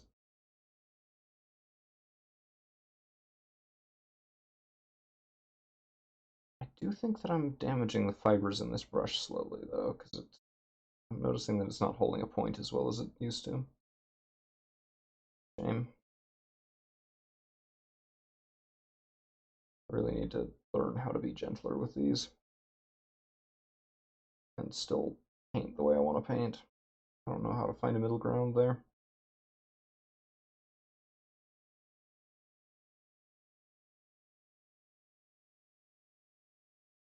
And as if it weren't obvious, I am, as usual, rambling to fill time while I do something visually boring. Yay! Sometimes. The commentary later on today will be more interesting. We'll have something to talk about and people to talk about it with. But this is a bit more solitary, so I'll sit here boring you.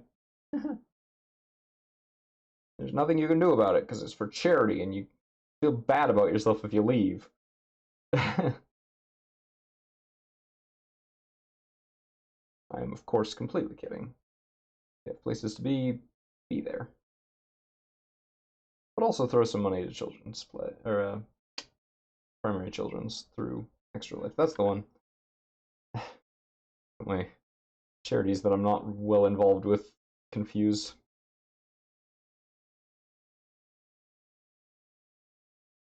It also doesn't help that I keep forgetting that it's Extra Life and not Extra Lives. I don't know why I keep getting that one confused, but for some reason it's just really stuck in my head the wrong way. I'm getting old. Or just, haven't slept well for weeks, but, whatever.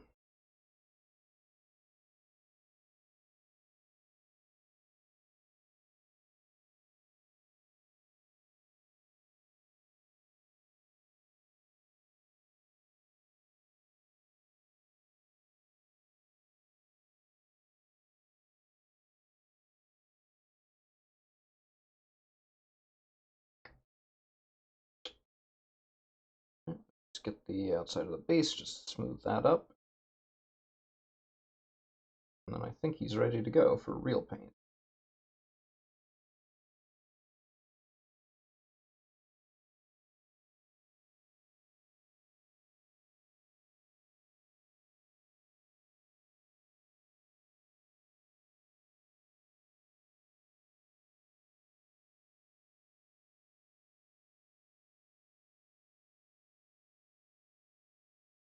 Also probably slowly mixing paint and sealer into my blue tag. The longer that I do this, it's getting like more and more dingy colored. Alright, good. There's that taken care of.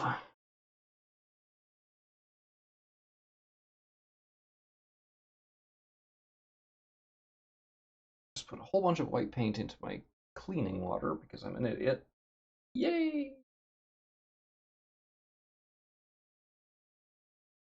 Oh man, I do wish that I had the time and inclination to start doing Avara levels again.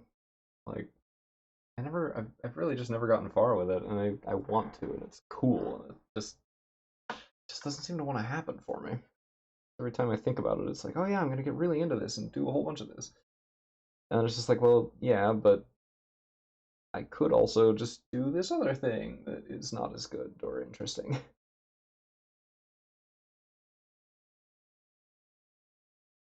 And so it never happens.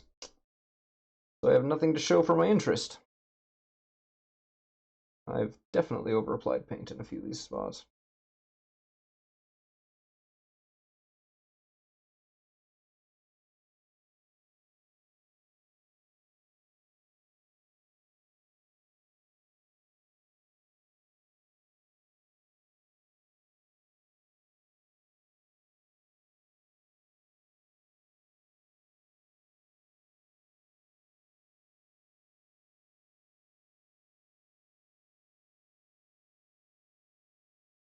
the rest. Some little spots on the base, I suppose.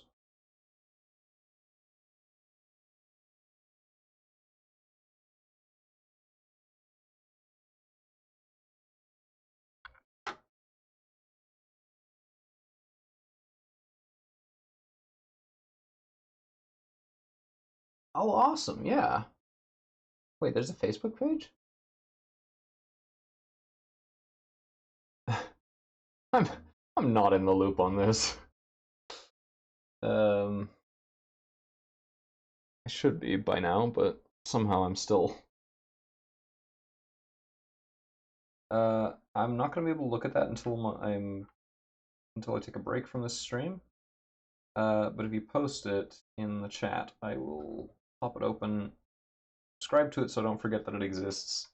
Well, I mean, who cares if it's active? It's Avara. It was never going to be active. It's Avara. That doesn't mean that we shouldn't still celebrate it and be excited about it. It's not exactly like, the biggest community in the world. it's it's a it's a community for a shareware Mac game for System 6. Like like that's not it doesn't have a lot of staying power in the Facebook page arena.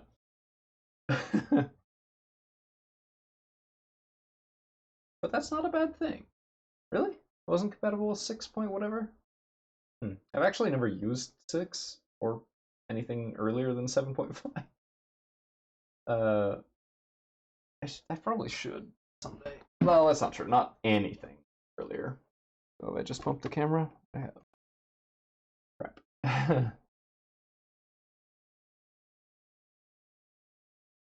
Huh.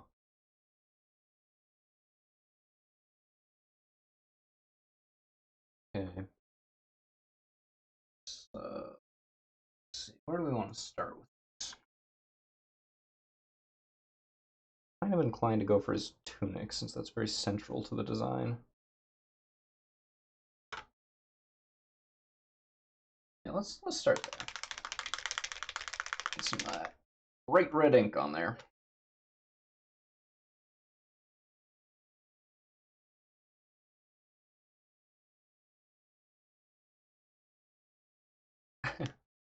let, let me guess. It's nothing special. It's no System 7.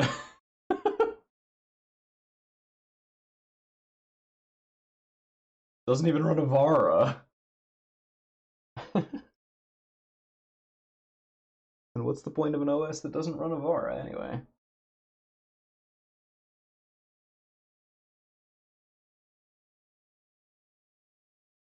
I'm trying to get better about doing my base coats not super janky and crappy. So we'll see how that goes.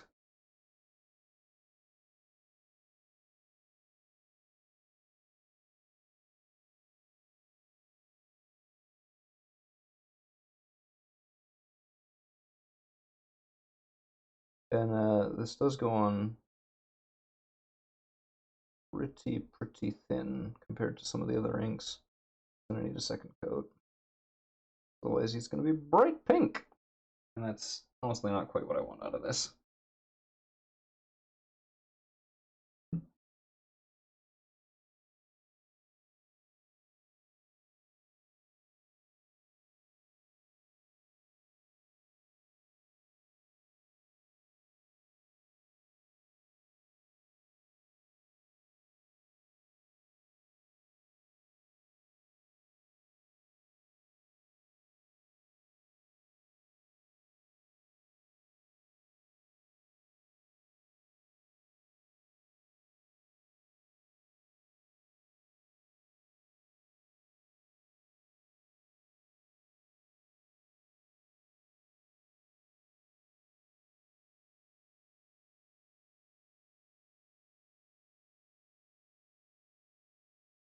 Lots of these little fine corners and edges. Turning out pretty okay. Second coat's gonna really be the challenge because then I have to stay in the lines.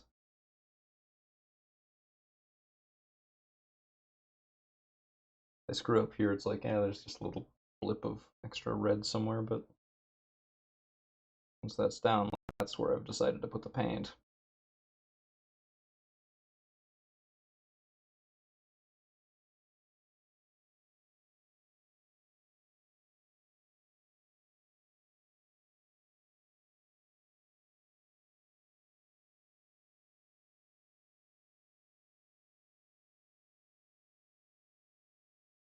Question for you, Swordfish.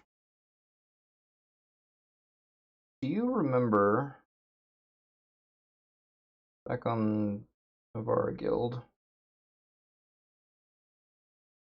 someone, I don't recall who, I don't remember who wrote it, but there's a post talking about the people who were currently active in the community or otherwise notable.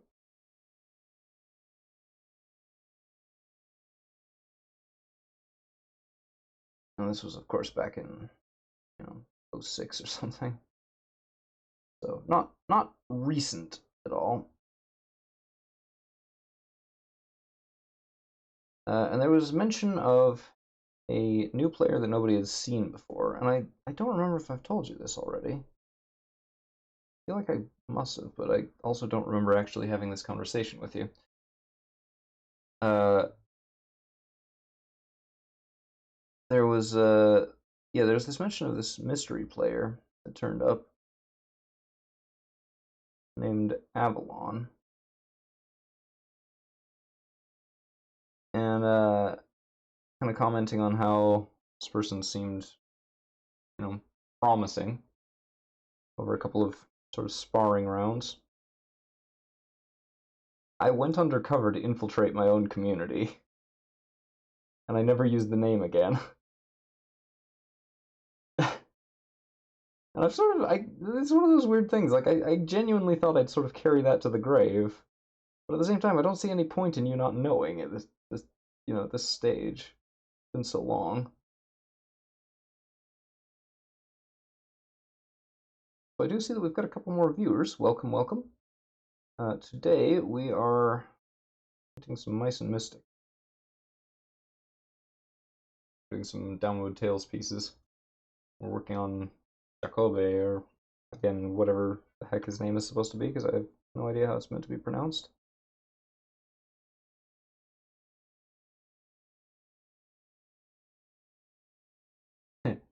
Yeah, that's all right. I didn't either until you pointed me to the Windows 10 rebuild, and I dug up my credentials and went back into it. Uh, Dug up a lot of old memories. It's actually a lot of fun. Kind of going back through that. Like, oh yeah, I remember this.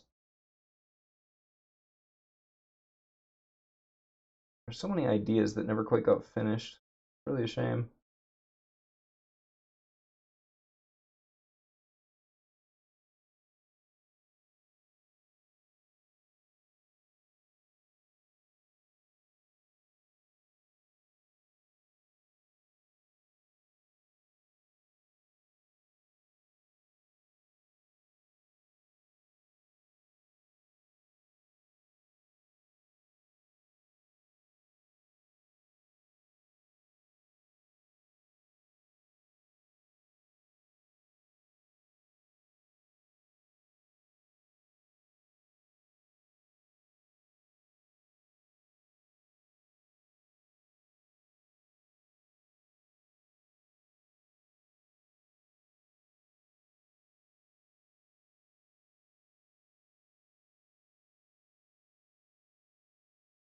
Now that I think of it, I never did figure out how to make transparent walls.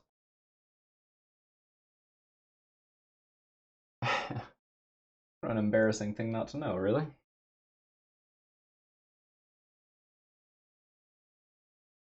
Okay.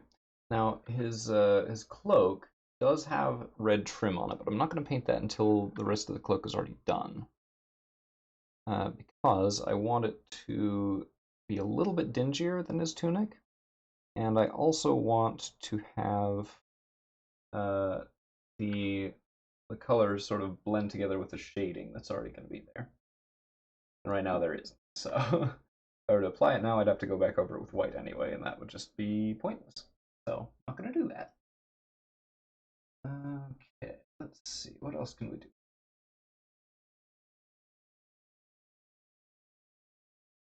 I'm thinking it's time to hit his skin. Some of that going. That's gonna be fun. No, yeah, we talked about that a couple of months ago during the more regular streams. Uh, but I still don't know how he did it. But Plastic Chicken's levels, a bunch of them had actually invisible walls. It's not just that the yawn was low. There was actually a transparent arc. Like I opened up the level and there's actually a transparent arc in the thing. And I have no idea how he got ClarisWorks to do that. I never did figure out a way.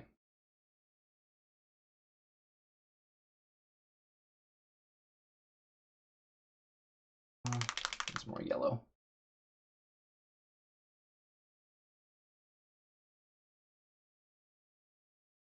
And obviously you're gonna have to take my word for that because you can't see the color I'm mixing yet. And this is too thin for me to just lift up the palette and show you, unfortunately. I don't want a mess.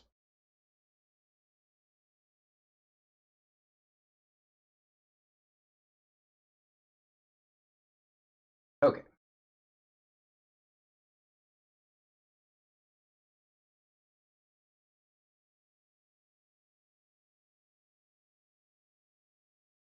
Like that.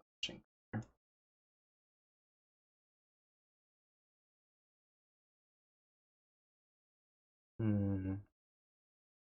I feel like with multiple coats, this color could be exactly right. As it is, not quite, but in another coat or two. I'm very confident with this.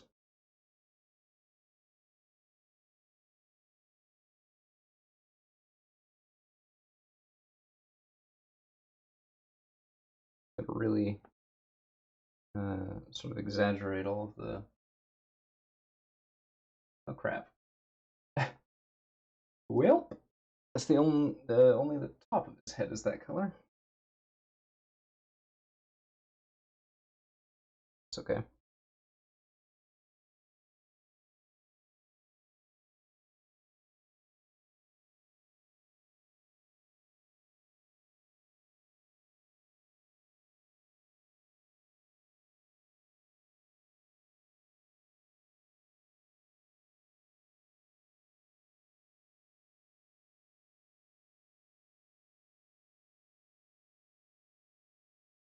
Still, good color. I do like the color. I don't know what color are the bottoms of geckos' heads anyway. I don't even know. That color is a gecko. What color are geckos, guys?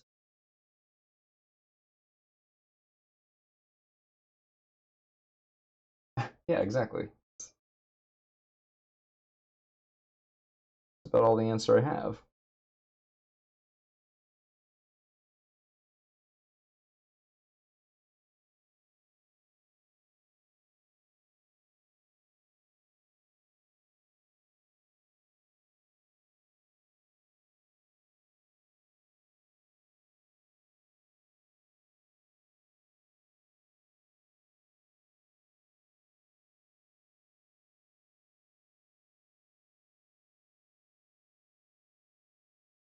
This is very much like the hold my breath as I go kind of painting. I'm trying to get things right the first time for once instead of just being super sloppy and going back and fixing it later, as I usually would. I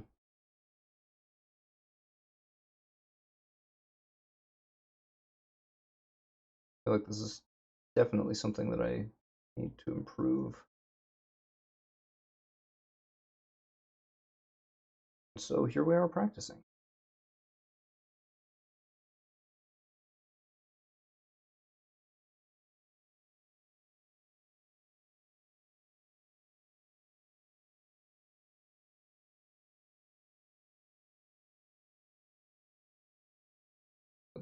A little boomerang. I don't know, I like this character. He's nifty.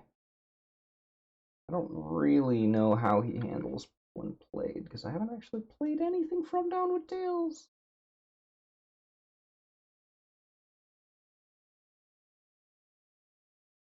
No, I don't have a paint tube labeled Gecko. You know, I actually was thinking about getting little like dropper bottles that you can custom mix with, like literally earlier today. And so I could have like poured this in there and written Gecko on it, and then I would. It's literally what it's for. But since this is the only one I'm painting, I don't see much point. Fortunately.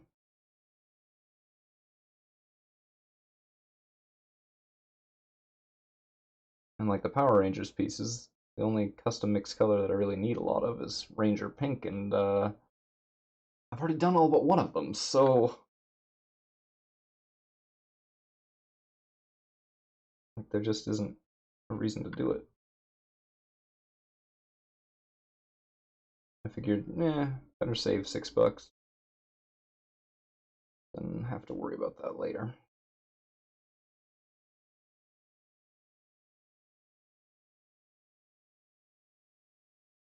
Kind of alternating between these to get it a little bit better color saturation.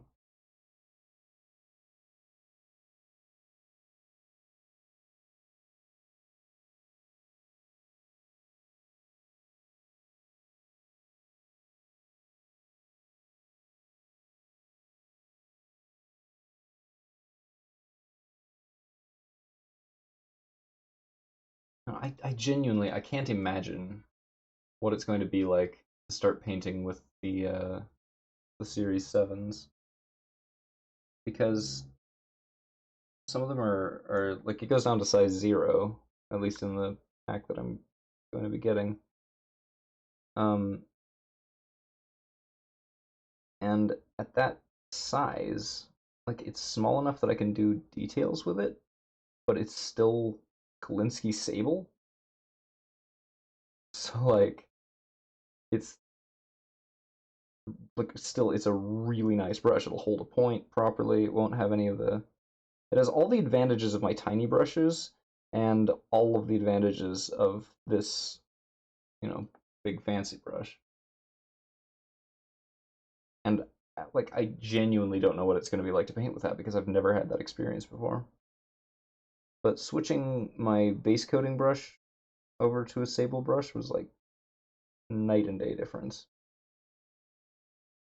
So I am excited to see what that's like.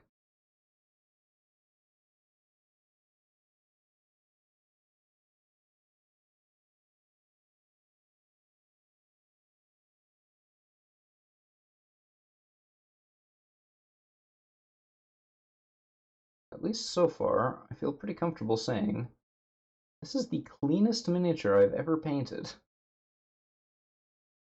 The paint is staying where I want it to stay. It is costing me like a fair amount of effort to do this. But it's for the children.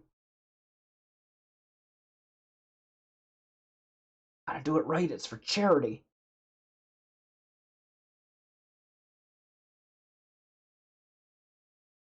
I mean, except insofar as impressing my audience, this doesn't really matter, but, I still feel strongly about it.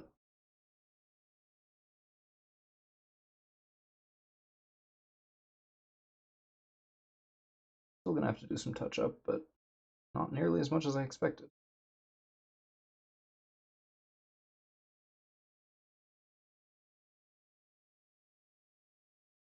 This guy's got a funny in-game ability.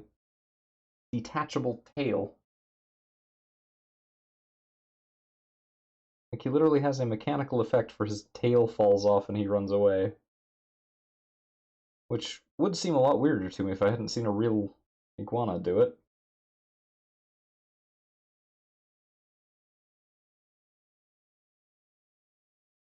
Having had that experience, it's like, oh yeah, that's totally what happens. I had a pet iguana for a few years, and at one point, it got out of its cage or its like aquarium enclosure somehow. I don't remember what led up to this, but my dad tried to stop it from leaving, grabbed it by the tail, and it just kept running. Uh, and its tail stayed behind. It was honestly really freaky because it kept moving for a while, which I'm sure is a huge survival advantage. It makes the predator think they got what they wanted, but still very freaky to see in person. It was totally fine afterwards, of course. It regrew the tail. Um, that was actually its own brand of weirdness because it grew back with a split, like a forked tail, so it had two tails. So that was weird also. Strange animals. Amphibians.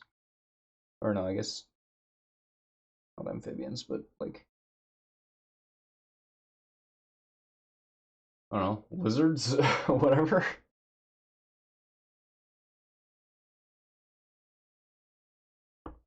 What do you have against focusing correctly, camera? Bleh. Hello.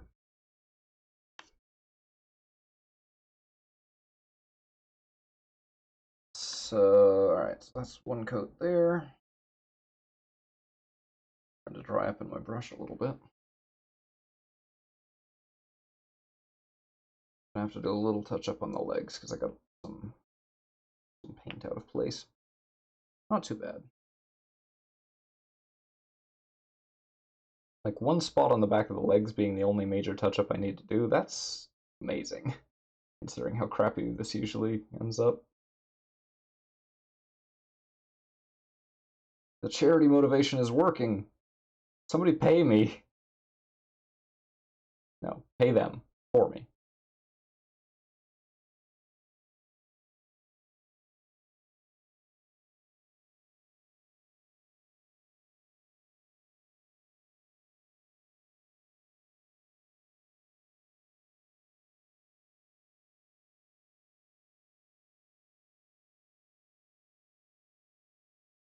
I don't think this is probably realistically going to happen just because of the nature of the event.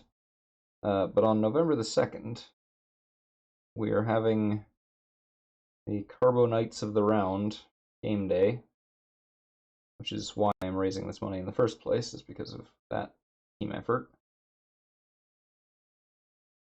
Kind of makes me feel like, you know, I can't make a difference, but maybe we can, sort of a thing.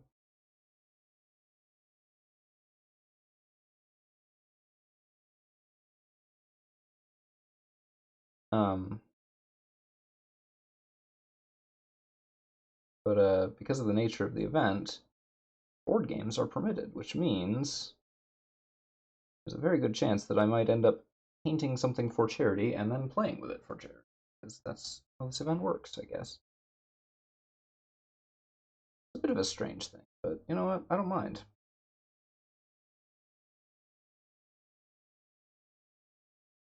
Used to play games all day. A 24-hour marathon for anybody that signed up. So that's going to be interesting. So, like, ads down there. Okay, so what I'm going to do is overpaint with the green on his legs specifically. I don't think I'm going to even be able to fit the brush between the padding and the leg. I don't think that's going to work, so I'm just gonna overpaint and go back over it later. As much as I was trying to get away from that, I think in this case I don't have much choice.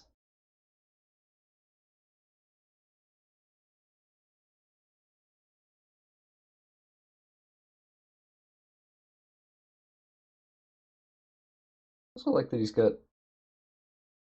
weird feet, for lack of a better term.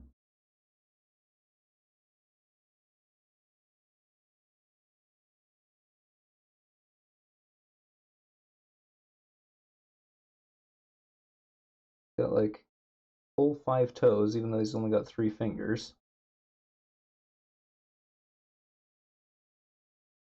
And some of those toes are sticking out in very weird ways, which I kind of like, actually. It gives him some sort of personality to his limbs.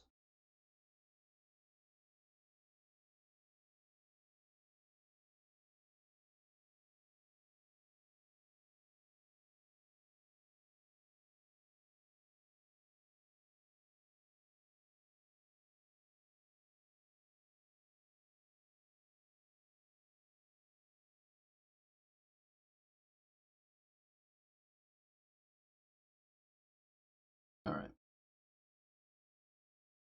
think that's just about it for skin tone green. I do need to mix like a really light yellow green for his chin, though. That's where we're at so far. I'm liking it. I'm liking it. It's coming along well. Time we got 4:30. Okay. So here's what I'm thinking. Thinking we give this another half an hour. I'm gonna go and take a break, have a meal, and come back and try and tackle the dangers of outer space in Pulsar Lost Colony. And I would expect we will be back. Oh, excuse me. At about 5:30, 5:45. I don't want to promise anything at this stage since I don't actually know what's going to happen between now and then, but that's what I would anticipate. I feel fairly safe with that.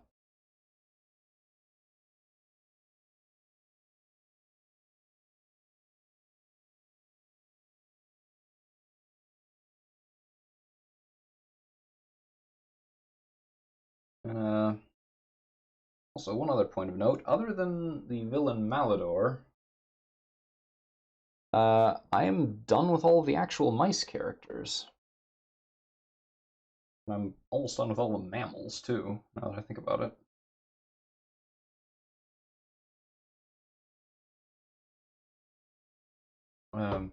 Ansel was the second to last, with Malador being the final.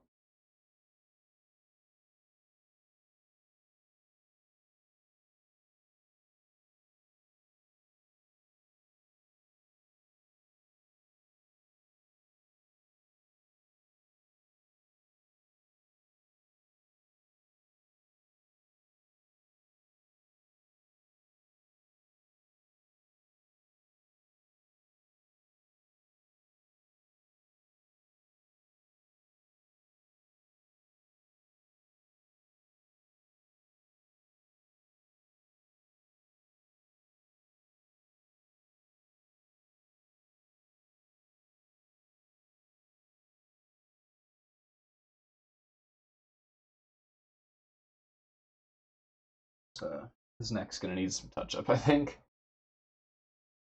Add funky.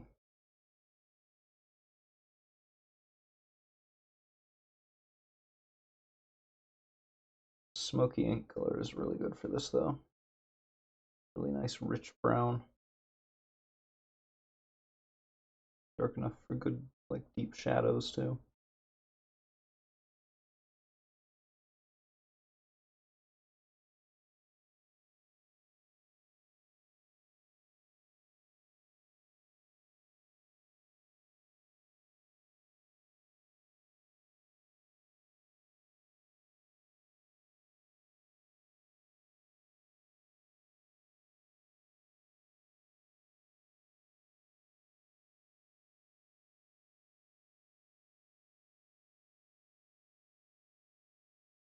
On a little bit irregularly, but I think that'll be okay.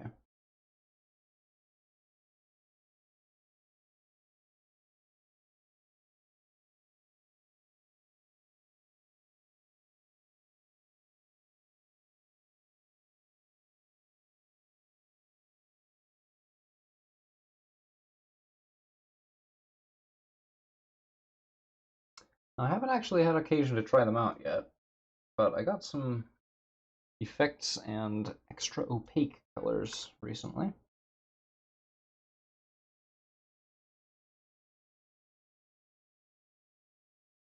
And I'm kind of intrigued to see how they'll handle compared to what I'm used to.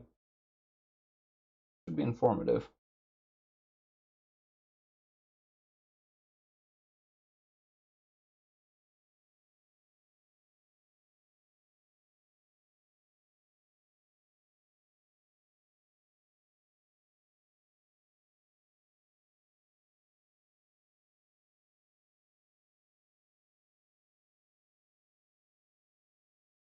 Second coat, I want it a little darker.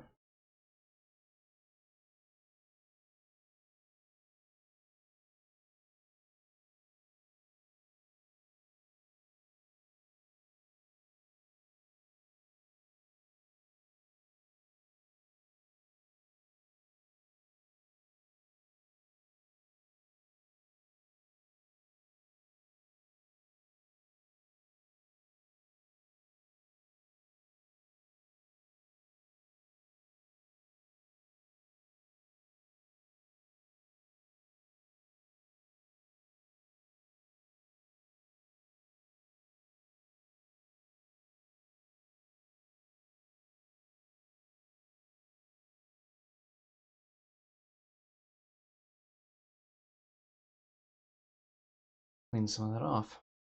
Misapplied it.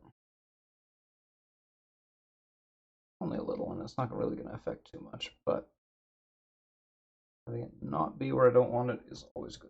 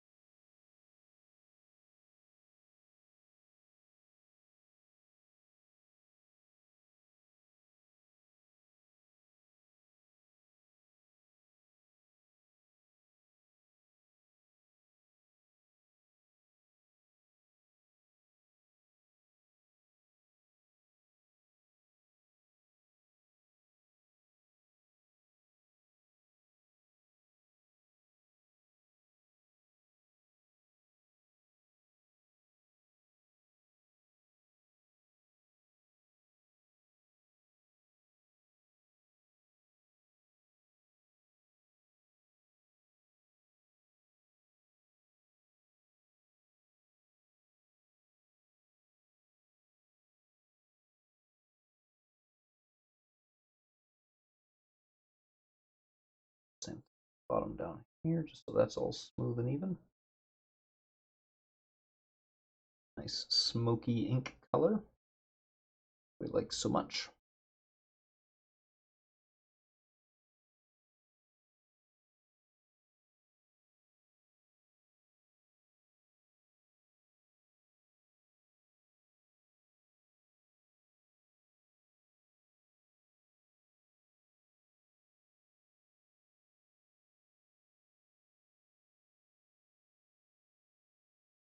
Oh, this is a little awkward.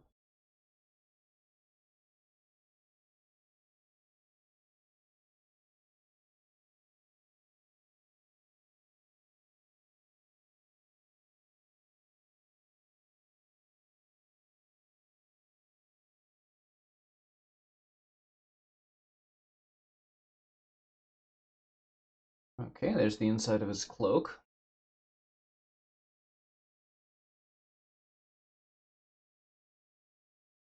A bit of shadow to him now. At least those parts.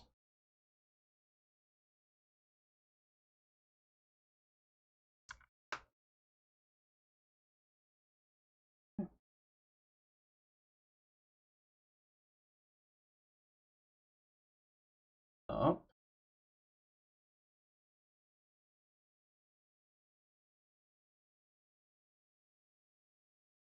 So a whole bunch of them is gonna all get the same color.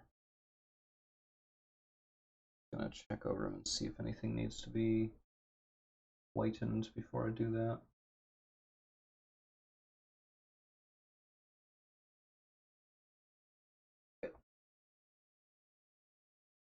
Before I this though. Oh, hey. The ink is completely dry. On my palette. Ugh. There was a big puddle of it too. Now I have to clean that. Ugh. Suppose that's what I get. Did it to myself.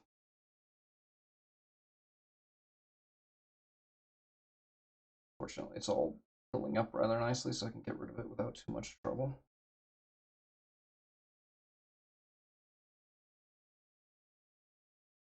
Maybe this is too much desire for cleanliness in this context. I don't know. When your palette looks like that, Kind of hard to mix new colors, eh?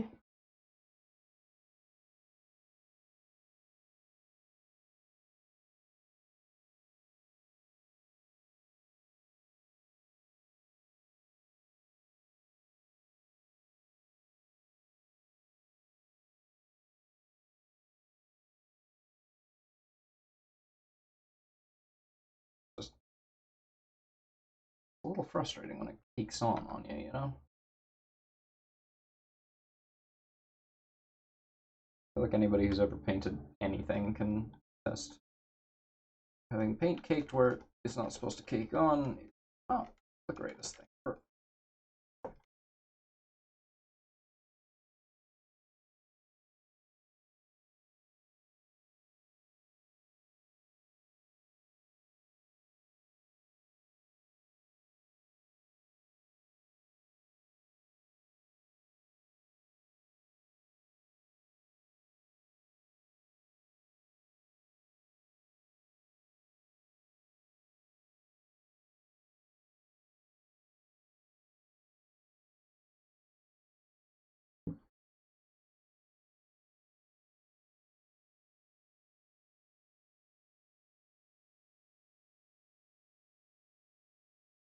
Okay. It's sufficiently out of the way, I suppose. Let's see, I do need to get a little bit of the touch-up done.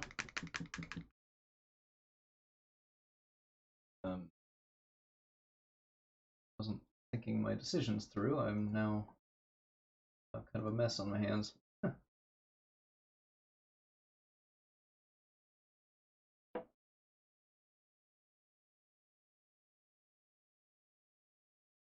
All right.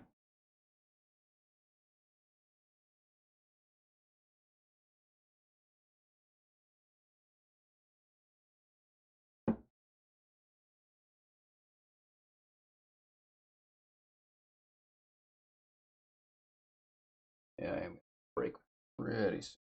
Not right away, but pretty soon.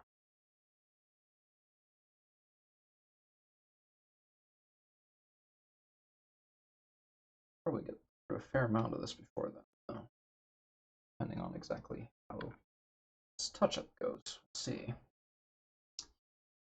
So first things first, the actual thing that needs touch-up is this staff.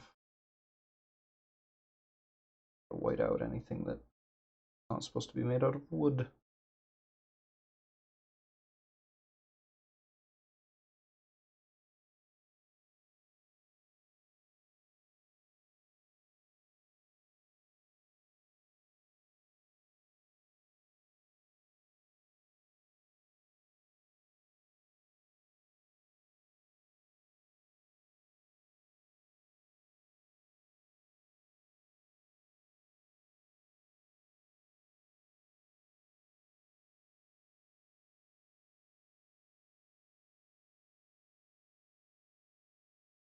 One ongoing frustration that I have with this whole process is that the white paints that I use, which are pretty vital for touch-ups like this, really don't hide well, so they require a lot of coats, whereas it does not take very much to cover them over at all.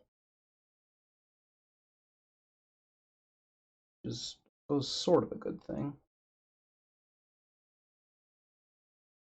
but definitely not uniformly. I guess it depends on which direction, whether I'm painting the white on or whether I'm painting over the white.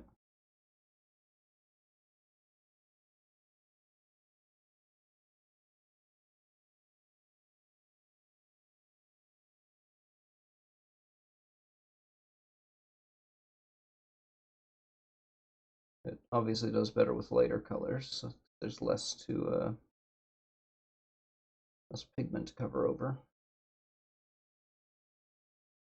So it's a good thing that most of what we're doing right now is this green color.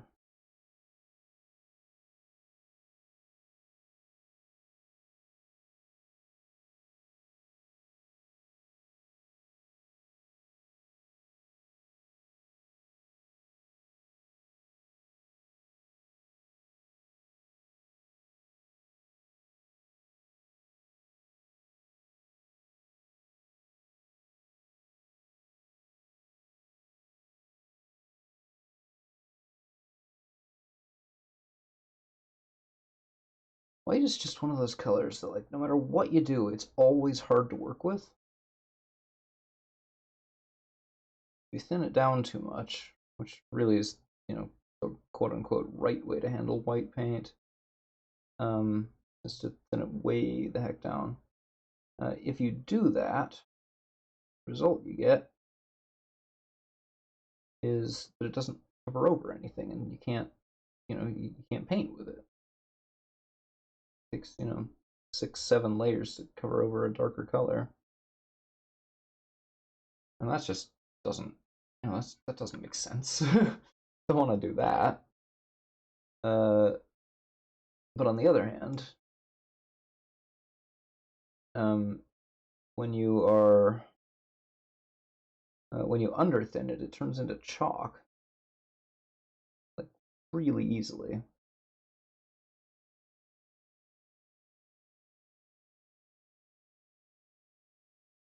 And honestly, like, even happens when it's properly thinned. If you just wait a little bit too long, it's really hard.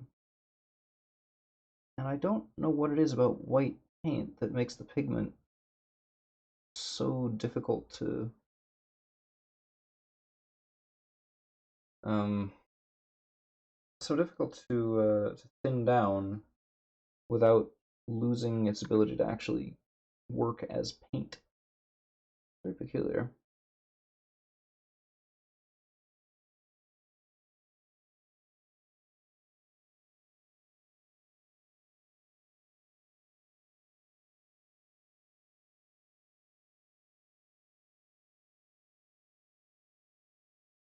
Fix up its chin a little bit here.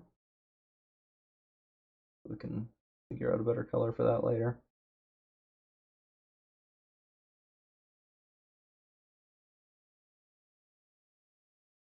I want to keep his mouth that darker green if I at all can.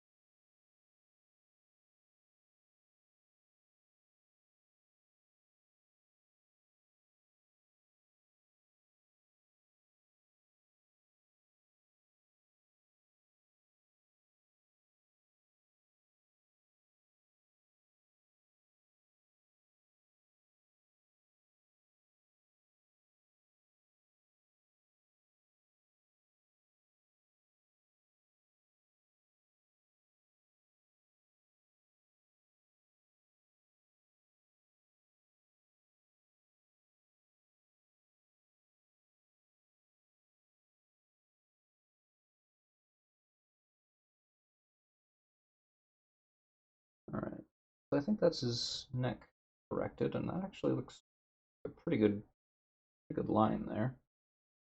I don't think I'll have to do much to that to make it work properly later down the road. Which is probably not going to be on stream, if we're being honest.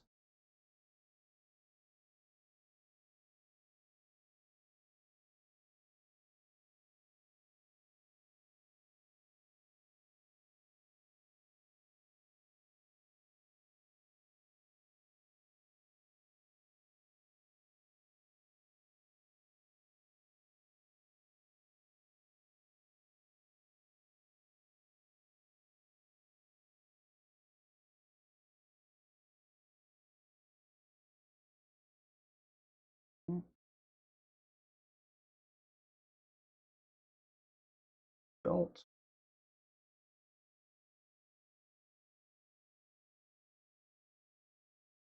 That was good.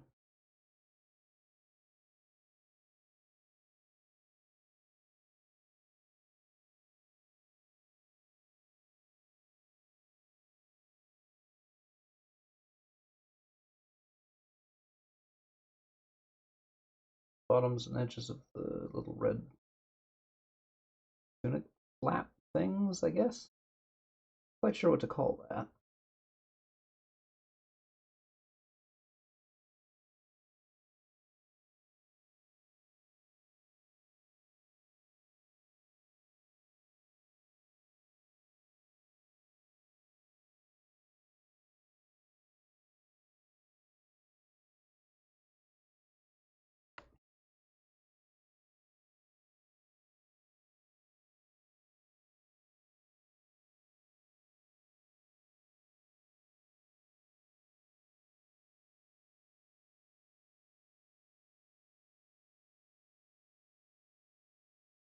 Almost there. I think this is the last thing that needs to touch up, at least for now.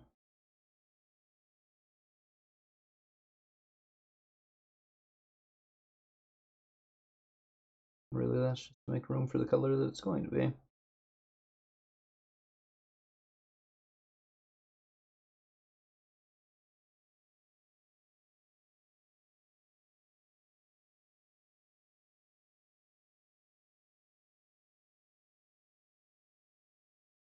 Okay. Dang, alright. Coming along really nice.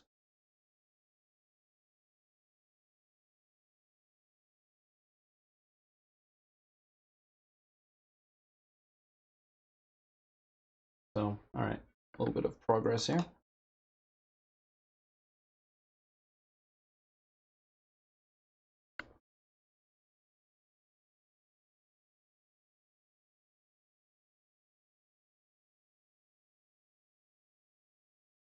There's really not that much to show with him right now, just because he's got so much white left on him at the moment. I think what we'll do is we'll do his lighter brown highlights. So do his cloak, his boomerang, one of his weird little loincloth flaps. Oof. Alright. Readjusting myself here. Pardon the old man noises.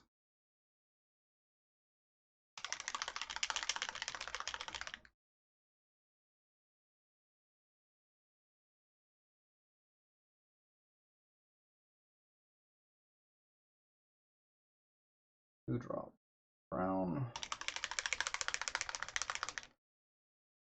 2 drops sepia. I think that'll just about just where we want.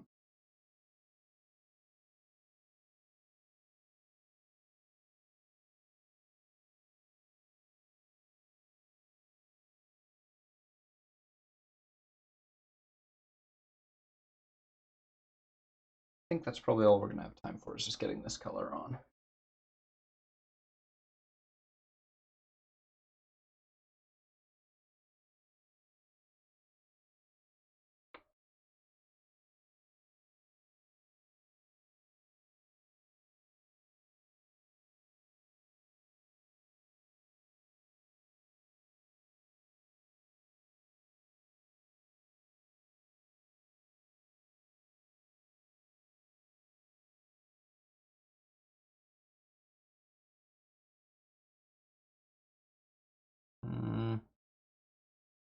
Might have done too much red in this brown, I think.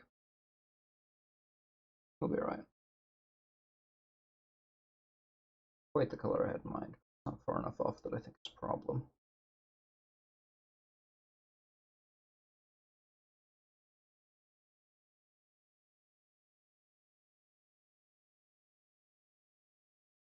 It's gonna end up looking a lot like Filch's cloak, but concealing something much brighter colored than Filch.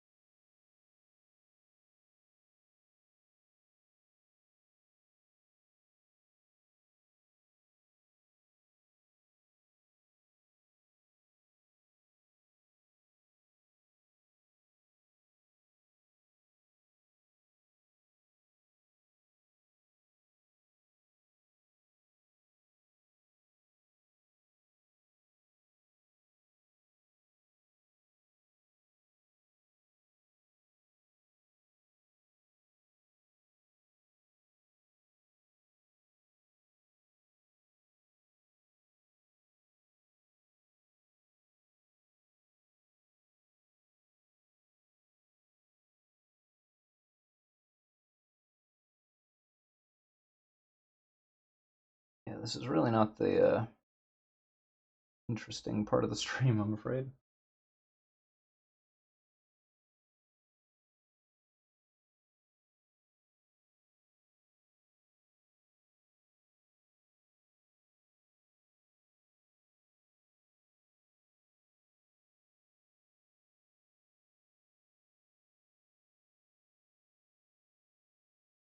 Gonna play some knots and crosses with his with his shirt a little bit there. Oh my gosh, this focus. Terrible. Given 2 coats, this is going to be a good color for the boomerang, but not just fun. That.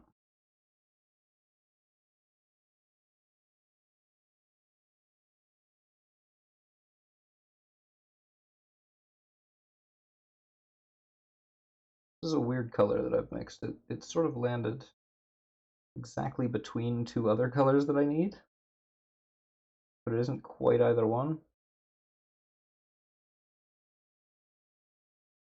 I'm sort of putting it everywhere.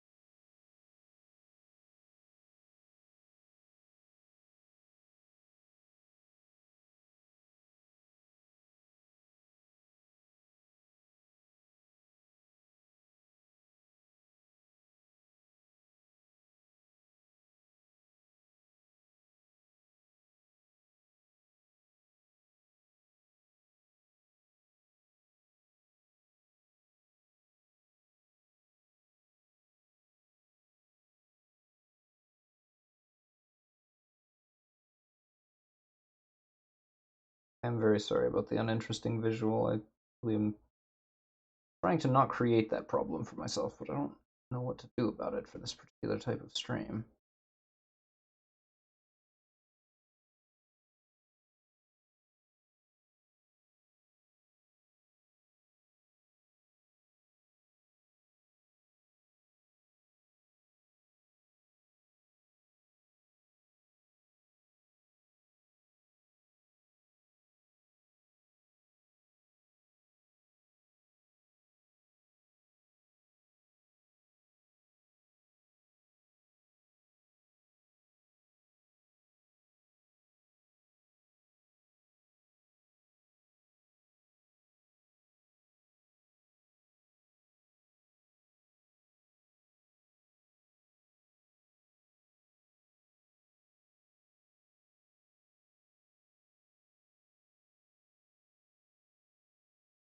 Lucky thing as well with this color is that it hides over the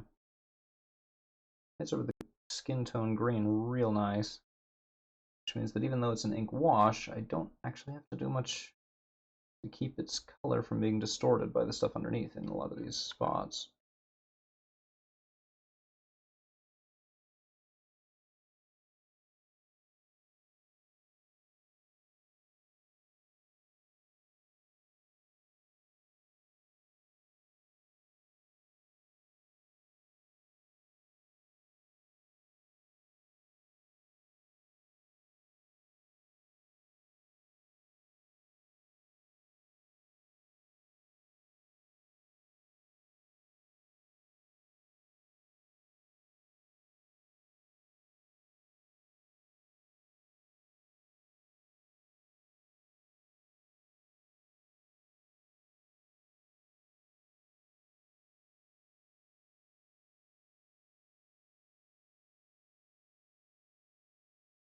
Whew, all right.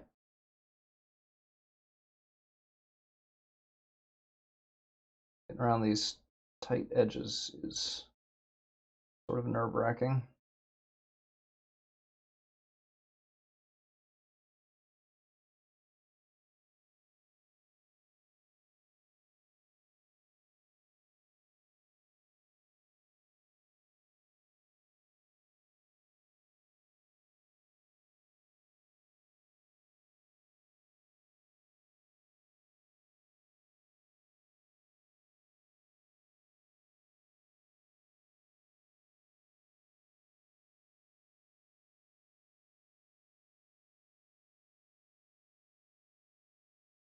Alright.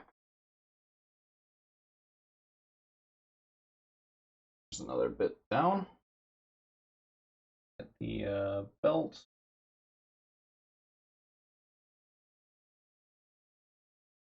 The knee pads, the wrist straps, maybe. I kind of want them darker.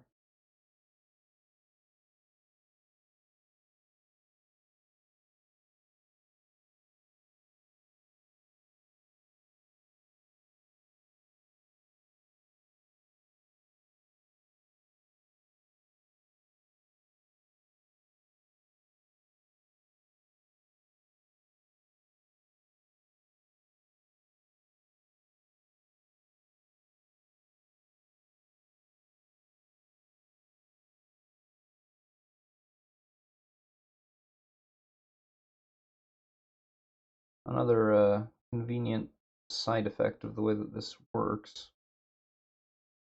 is that depending on what the undercoat is, I might not need to actually apply a different color to whatever area.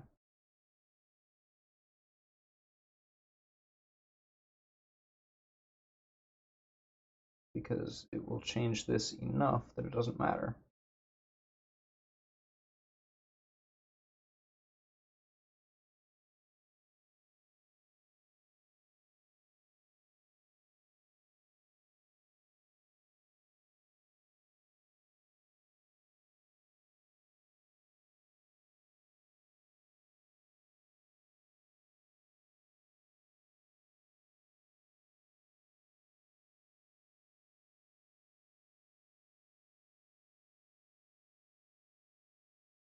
Putting the bandage wrapping for example, for his arms and the boomerang is going to be really interesting. Not sure exactly how that's going to come out looking. Obviously, as close as the art, as close to the art as I can manage, but you know. So 10 after the hour. Getting just about to the point where I need to swap out or break. I mean, swap. There's nobody else here, but you know. Take my break and eat my food. All that good stuff. Juggle things around so that I can pilot a spaceship instead of painting miniatures. All that going.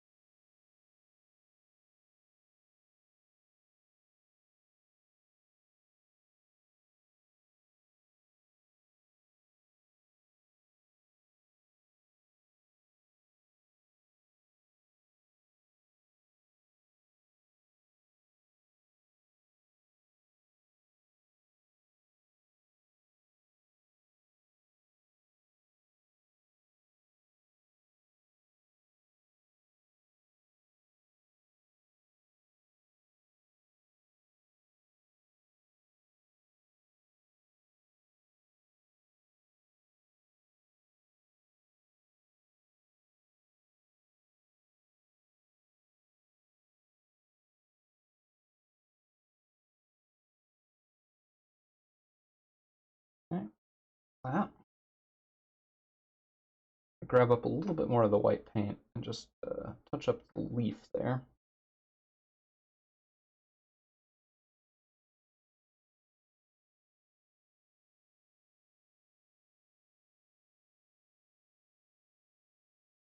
That's some room for the nice fancy stuff to happen in a minute.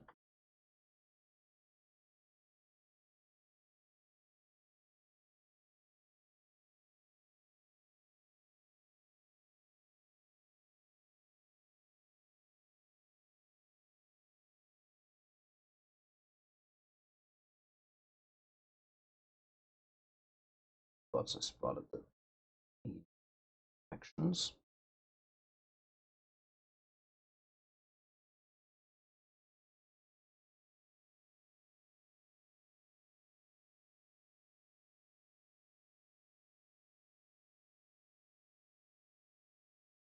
put some of this on the inside of his cloak to darken it slightly and hopefully get it a little bit more consistent.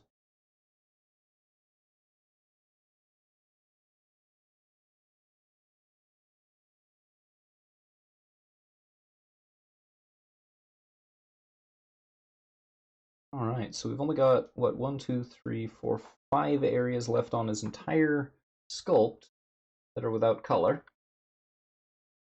And the rest of it's honestly pretty darn close to how I want it. I'm going to probably deepen out the red in his tunic a little bit. I might not. I think maybe that's happy how it is. I don't know. But yeah, either way, yeah, he's getting close. He's already getting pretty close to done, honestly. Unfortunately, as I said before, there isn't going to really be an opportunity for me to do this on stream anytime soon. So what we're going to do is show off how he looks right now.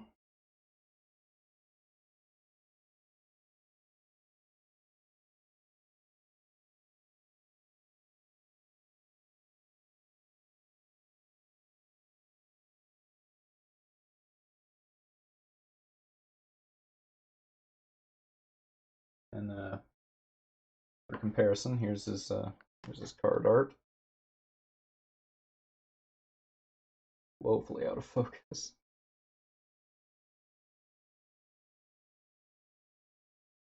But that's where he's at. And of course, just for old time's sake, here we have Ansel, the warden, his angry face, angry face. All right, so I'm gonna go to break.